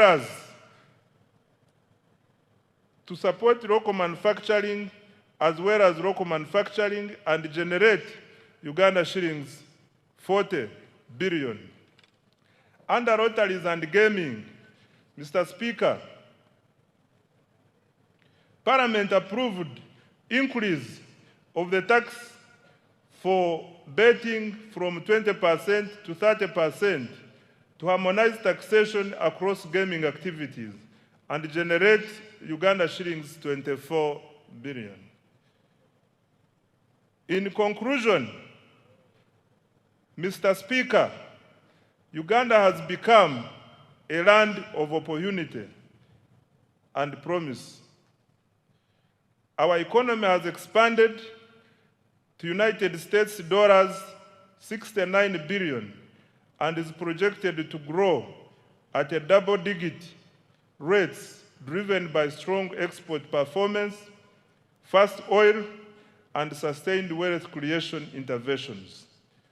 More importantly, this growth is increasingly translating into jobs, higher incomes, and better livelihoods for Ugandans. Investor confidence is rising, and the Ugandan diaspora is responding with increased remittances, investment, and active participation in our transformation. This budget aims to accelerate the attainment of the tenfold growth strategy. Government has allocated 99% of discretionary resources to the ATMs, i.e. agro-industrialization, tourism development, mineral-based industrialization, and science, technology, and innovation, and their key enablers. This budget prioritizes production, productivity, value addition, exports, and job creation. I invite the private sector to take full advantage of these opportunities to create wealth. The budget launches Uganda into the Chisanja no more sleep. The budget launches Uganda into the Chisanja no more sleep.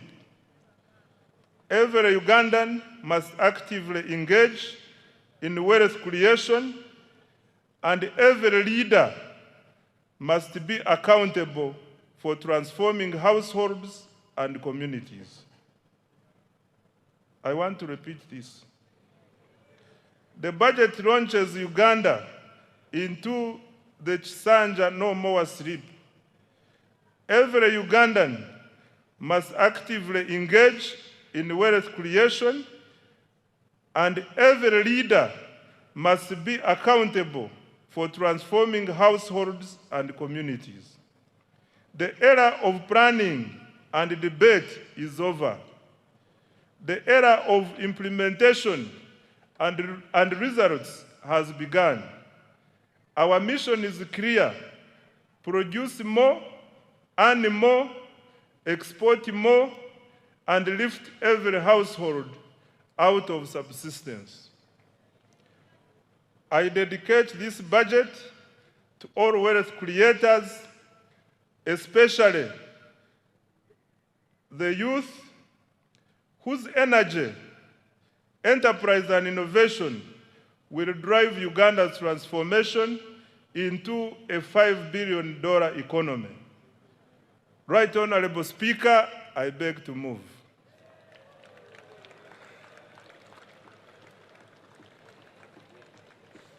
Thank you very, very much. I was wondering what you were drinking. I realized it was Uzima. Uzima water that gave you extra strength. Thank you very much. Make the Honorable Minister of Finance feel welcome and appreciated for the good work. Thank you, Honorable Minister, and by extension, His Excellency the President, for your clear delivery of the budget speech for the 2026-2027. As I'm made aware already that every member of Parliament has a text as the budget speech already. I urge you to take note of the government's budgetary priorities and related matters for the coming financial year. This will greatly inform our legislative oversight. Honorable Minister, thank you once again. I didn't know you could stand for that long. Item number 7, remarks by His Excellency the President. Honorable members and distinguished guests, I now take this singular honor to invite His Excellency the President to make his remarks, to take us through the budget speech. Your Excellency, we don't take your being here for granted. You're welcome.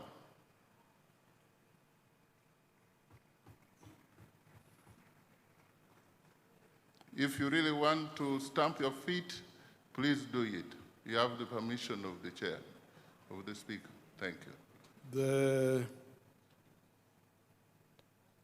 Her Excellency the Vice President, thank you so much. Her Excellency the Vice President, the Right Honorable Speaker of Parliament,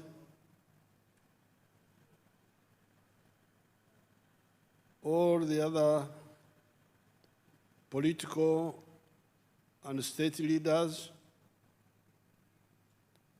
the religious leaders, the cultural leaders, members of the diplomatic corps, and all Ugandans. You have heard how the economy is performing well in spite of many problems in the world. The economy is performing well because Uganda is a very rich country. We've got a lot of potential. I saw one of the people who like writing things here and there, trying to say that we are targeting many areas of support. And I think he was trying to say that in South Korea, they concentrated on electronics and vehicles. But this is because South Korea didn't have much. They concentrated on on the little they had. With us, we have got what South Korea has and much more than that. So that's why I really don't listen so much to people who are running around panicking and so on. What is crucial is clarity here within Uganda about our potential. And the next most important thing is the African market, because when you produce, you must sell. And Africa is our sure market, and then we can add other markets. So this growth of 6.4% is really still modest. As you heard, next year, the growth will go to 10.2% because of the petroleum.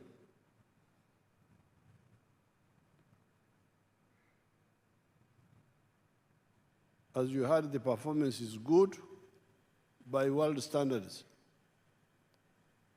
But in my view, it can be stronger.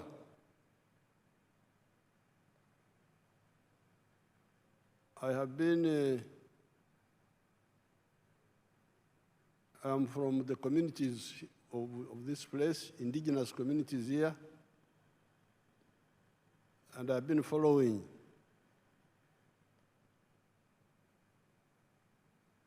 our developments for now 65 years, very closely. But what you need to know is that the aim of the NRM is not just growth, but transformation, socio-economic transformation. It is now, but before I talk about other things, I want us to solve this little problem of Ebola. Ebola is a very simple disease. It is not like Corona, as I said last night. Corona was very dangerous because it was spreading by breathing, which meant that if you sat, the other time I got Corona from you people in Chankwanzi, when I took a group photograph with you people without my mask. I got Corona. And I was here for 21 days sitting in the house. So Corona was really dangerous. It was spreading by breathing. But this Ebola spreads only by contact. And contact, close contact with the sweat, with the vomit if they vomit, with the blood, sexual, kissing, saliva. When the person is already sick, not showing symptoms of sickness. So therefore, really, it can be stopped. We just need to get rid of the carelessness. As I told you last night, we have had 19 cases so far. 14 from our brothers in Congo, 14 of them who came. 2 died. But those who came early, 4 of them have already recovered, the Congolese. 4 have already recovered and been discharged. The others are also recovering. They are not, our people think no more of them will die. And the 2 people who died were the Congolese from the 14. Now, the 5 Ugandans who were infected were the 4 health workers in one of the Kampala hospitals who handled the sick people without taking precautions. That's how 4 of them were infected. Carelessness. Now the 5th one, the Ugandan, was the taxi driver who drove the sick man from Hoima to here. I don't know whether he was greeting him or what, because just driving, if he sits in his chair and you sit in yours, why should he infect you? But fortunately, that driver has now recovered. So of the 4 who recovered, 4 of the 5 who recovered, 4 are Congolese, 1 is a Ugandan. And the 2 who died were all our Congolese brothers. So, and in the last 5 days, there's been no new case. This is very simple. I'm really, I don't like people who don't take life seriously. Because if you want to achieve what you want to achieve, you must be very serious with your life. And part of life is health. If you have got health, you can be able to do what you want to do. The other day I was here, I was seeing you shaking hands, hugging. These are members of parliament now, setting a bad example for all these Africans to get sick and then go in hospitals and so on, or die even. So please, I want to use this occasion to appeal to all the Ugandans to really finish this little problem of Ebola. Ebola is not a serious problem. Yes, there's no vaccine against Ebola yet. There's no direct medicine, but it is very easy to avoid, number 1. And number 2, even when you get infected, if you report early by controlling the temperature, by controlling the rehydrating you when you vomit and sweat, you can recover, like these people have recovered. So let's I appeal to all Ugandans to solve this little problem. Our brothers and sisters in Congo were coming through the borders. We stopped the buses and passenger vehicles. We only allow cargo, lorries and petrol tankers and so on. But people were coming through the border, the Panya. That's why we have discussed with the Congo government, and they have allowed us to work with them to open medical stations inside Congo near the border and announce, invite our Congolese people, anybody who is sick, come here, don't try to go to Uganda. Because when you go to Uganda, you waste time, you lose time, come here, this is nearer, and we are doing the same here as we are doing in Uganda. So we hope to finish this little problem of Ebola. But you need to set an example, shaking hands, hugging. Then these pastors that they are blessing people, as if God is deaf. You can pray, God will hear you without touching people, the health workers. Many of them have died in Congo. That's what I hear, many of these pastors. Some of the people who were the pastors blessing people.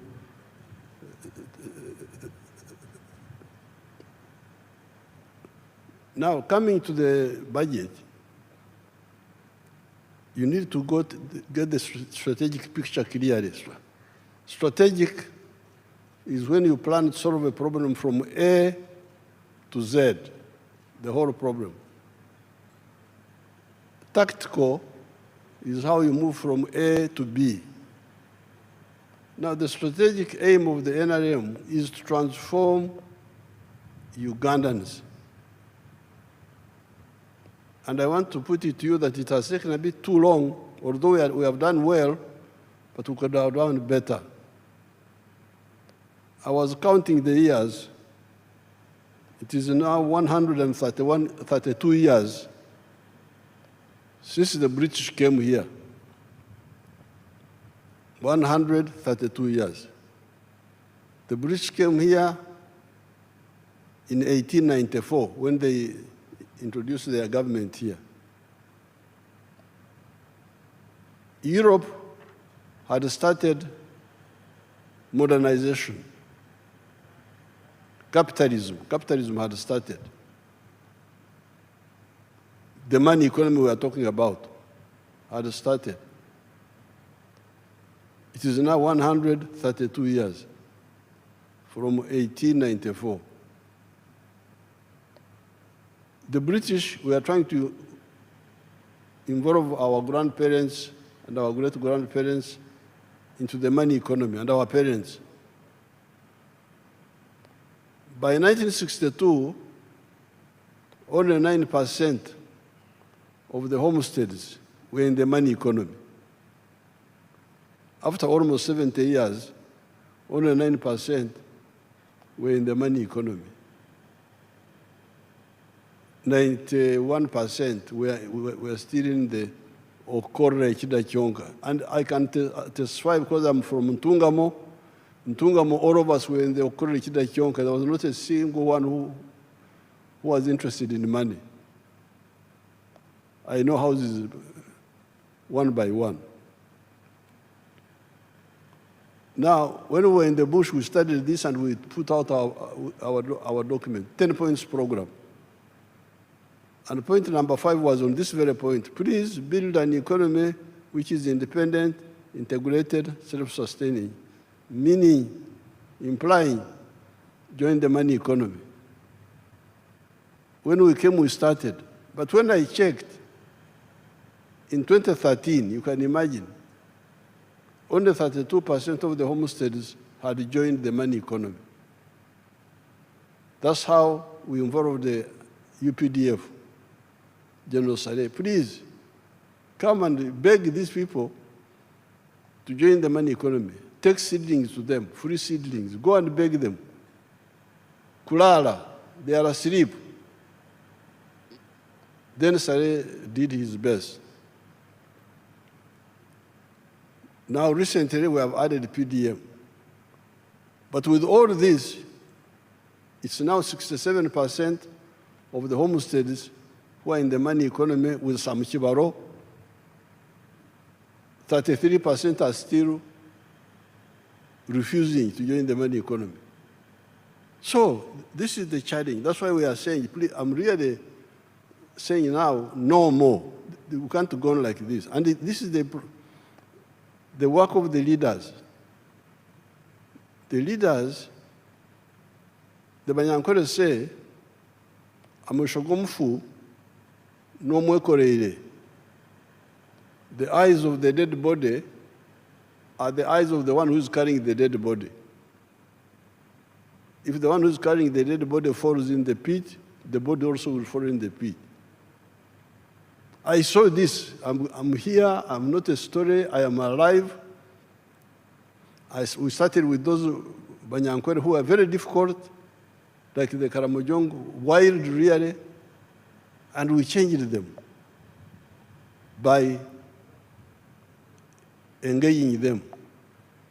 So therefore, what we said the other time here, now that especially there's this money which is already there in the villages, all the leaders certainly all the ministers must take the lead in checking parish by parish what is happening to make sure that all these people stop kukongora, stop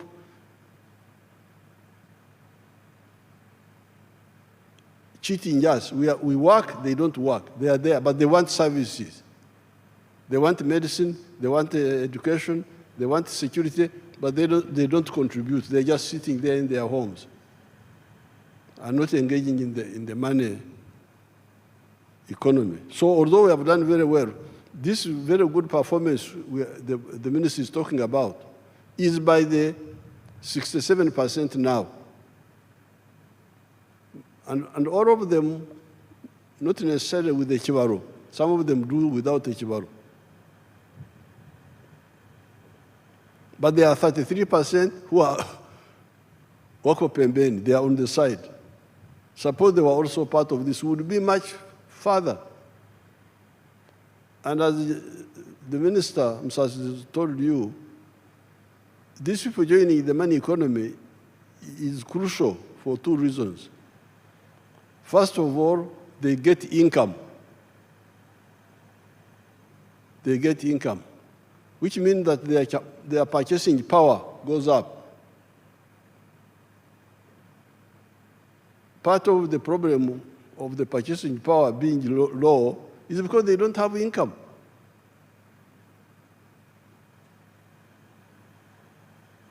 I am a wealth creator.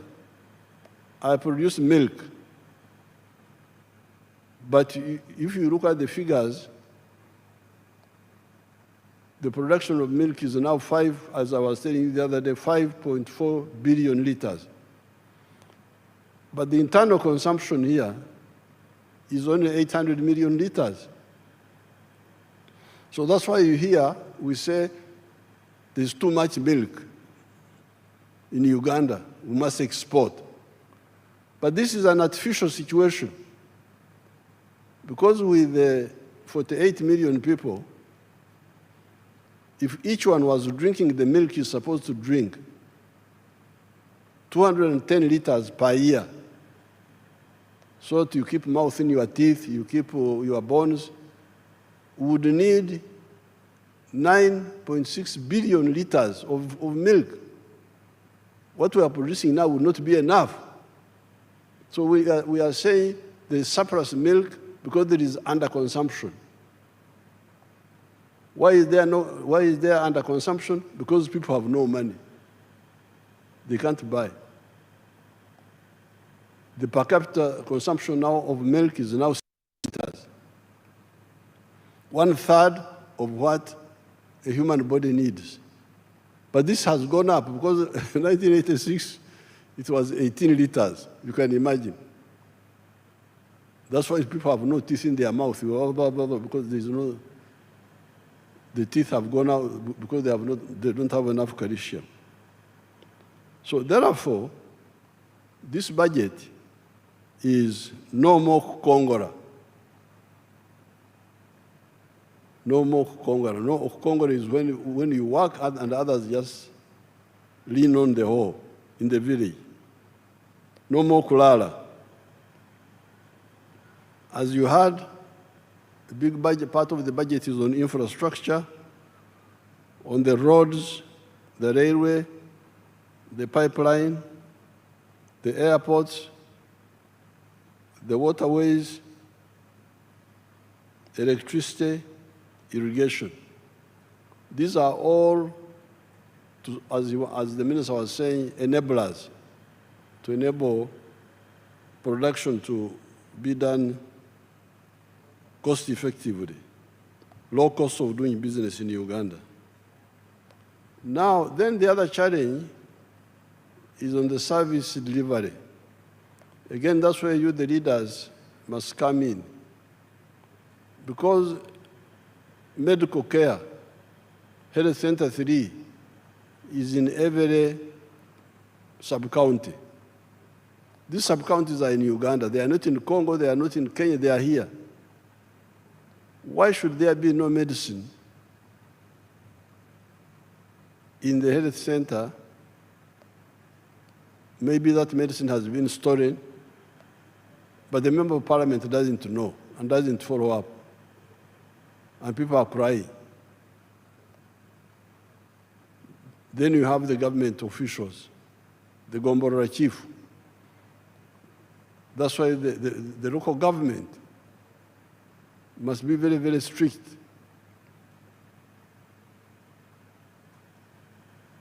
The Gombora chiefs, what are they doing? The GISO, this is somebody called the GISO. Have you heard of somebody called the GISO? He's also there. Drugs are being stolen, GISO is there. This is what I can no longer tolerate. The people of Uganda have given me authority a number of times now. I would have to, in the past I was a bit hesitant because I was saying maybe, especially for capital, there was no capital which was being given, but now the capital is there, PDM being stolen. During the elections, I was disturbing the former Minister of Local Government, Majezi, ringing him. I got to campaign in Maracha. Instead of campaigning, people are saying, they have stolen our PDM money. I go from campaign now to, it becomes like a PDM tour. In Maracha, complaining. Then I ring Majezi, please, Majezi, come. Maracha, people are I don't even know what happened there. Buko, I was in Buko. Or was it Kwen? I think it was Kwen. Same problem. Here in Kampala, Kawempe, Buambo, where PDM money was being stolen. What is the member of parliament doing? Even the opposition ones, the ones of the NRM, I will struggle with them. But even the opposition ones, as long as you are getting allowance from parliament,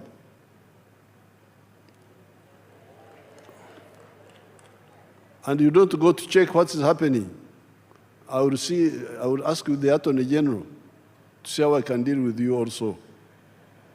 Because if you don't want to monitor, don't take the allowances.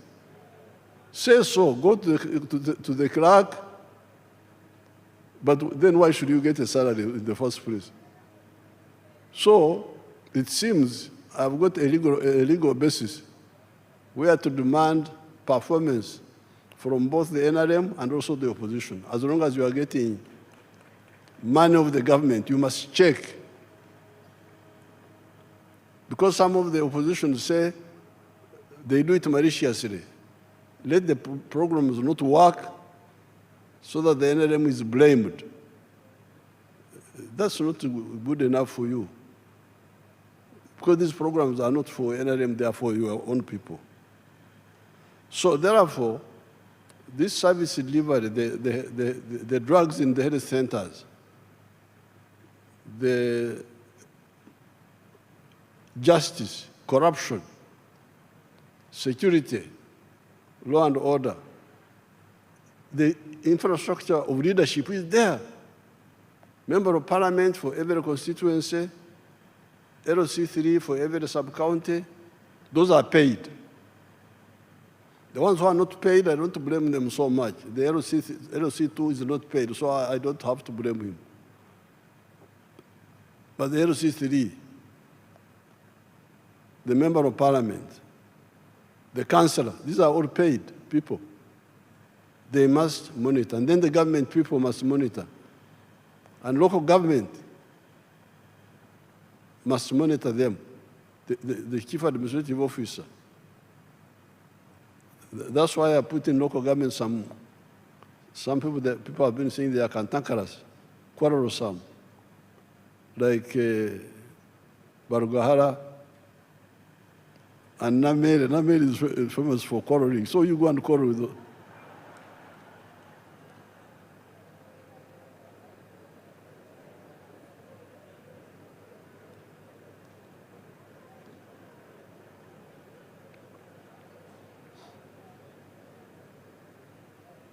Because when I went to Masaka to defend Nameri, because I had to go there, say, "Uyu mwana baba mkuza batia, tana mpisa." I said that, but if the lack of mpisa is to, because in Uganda, if you say a thief, and you say you are a thief, tana mpisa, they say you should have kept quiet, the mpisa. This is how you are going to destroy the country. So please, both for economy, but also for service delivery, the leaders must do their work. Fortunately, we are going to get, apart from this money which Musas is getting from all those taxes, we are going to get also the oil money.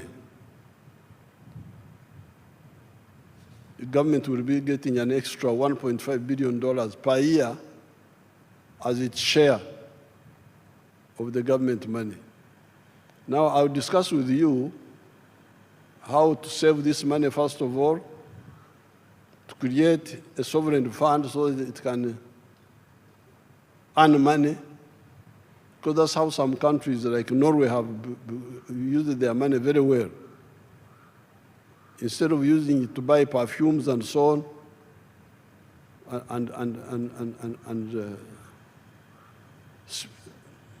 and whiskers, they put their money somewhere and it is gaining interest. But we need to use some of it to do the crucial infrastructure, like the railway. We need to have the railway with Kenya and with Tanzania and with Congo and South Sudan and Rwanda, the ones near us, so that all heavy cargo moves from the road to the railway. Then the petroleum products move from the road to the pipeline. That will leave only the light cargo and passengers on the road. And the economics there, you had Musas telling you that it will bring down the cost of transport, of cargo, from 3,000 something to something much less. I'm saying all this so that we harmonize and don't have to waste time arguing, because sometimes we waste time. So we have done well, but we can do much better. Uganda is a very rich country. Now, finally, I'll get time and talk about the environment and the trade order, where we had to remove some of our people from the roadsides and all that chaos which was here. I want to really you people to support this. Don't go on with the cheap politics of misleading our people. Because a country is like a human body. This human body has got many systems which must work in the way God designed them. Breathing, you breathe. There is a whole system, how you breathe. Blood saturation, there is a whole system of how the blood saturates. Seeing,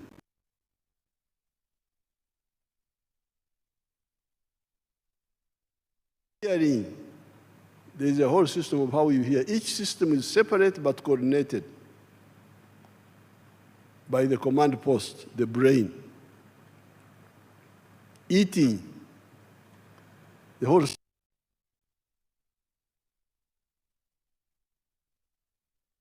coordinated.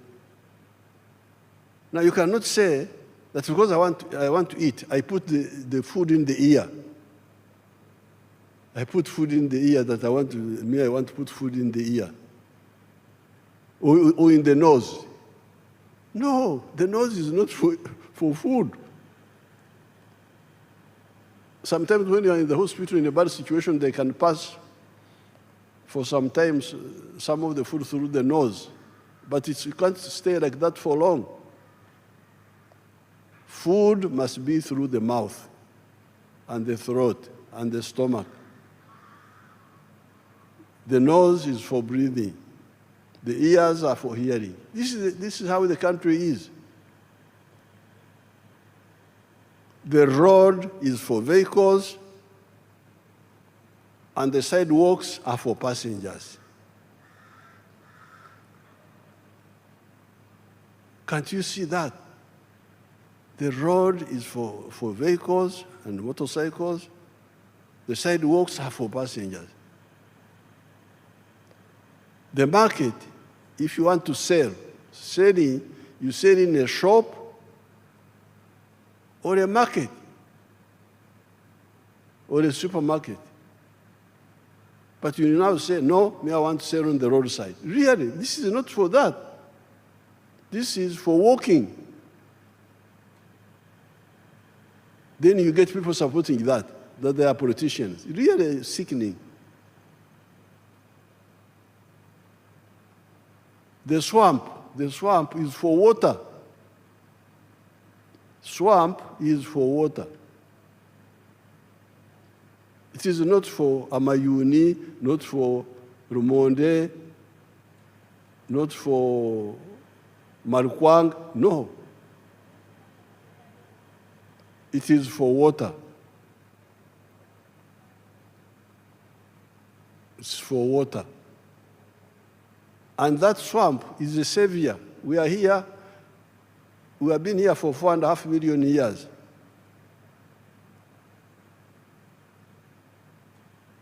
And these things came recently, the permanent buildings, vehicles. What was sustaining us were our swamps and our forests. Even when our level of science was very low, not so much, the swamps and the forests kept us here, and the grass. Now you want to destroy that, and you say you are a Ugandan? No. What are you looking for in the swamp? Swamp is for water. When the Chinese came, they misled some of our people to grow rice in swamps. This was see how the swamp should look like. That's a real swamp.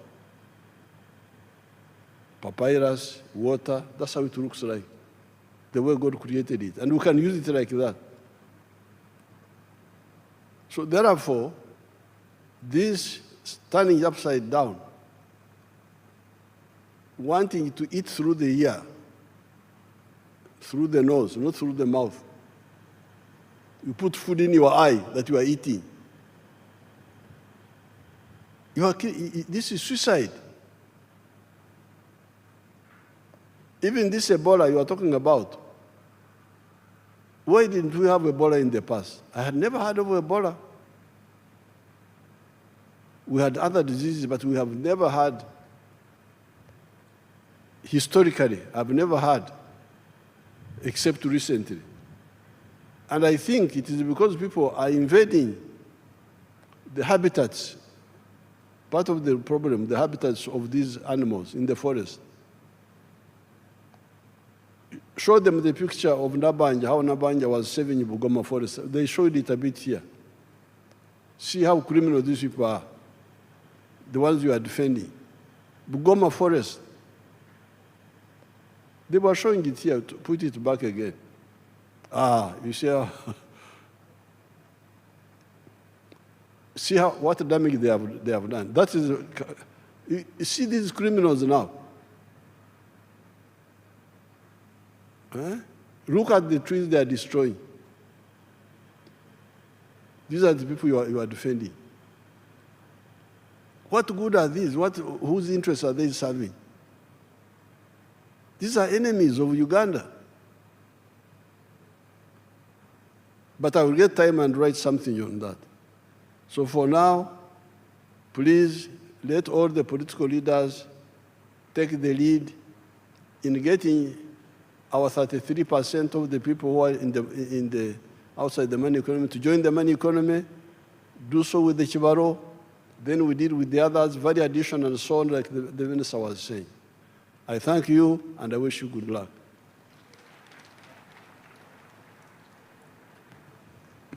Thank you, Your Excellency, for the successful delivery of the budget speech for the financial year 2026-2027.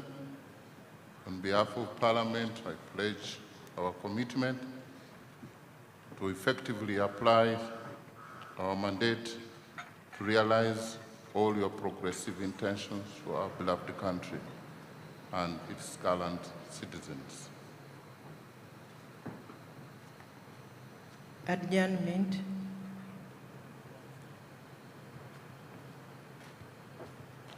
I once again want to thank you, Your Excellency, and all dignitaries for gracing this year's budget speech. I pray, may God bless you all. May God bless Uganda. Honorable members, the House is adjourned to Tuesday, 30th June 2026. The anthems.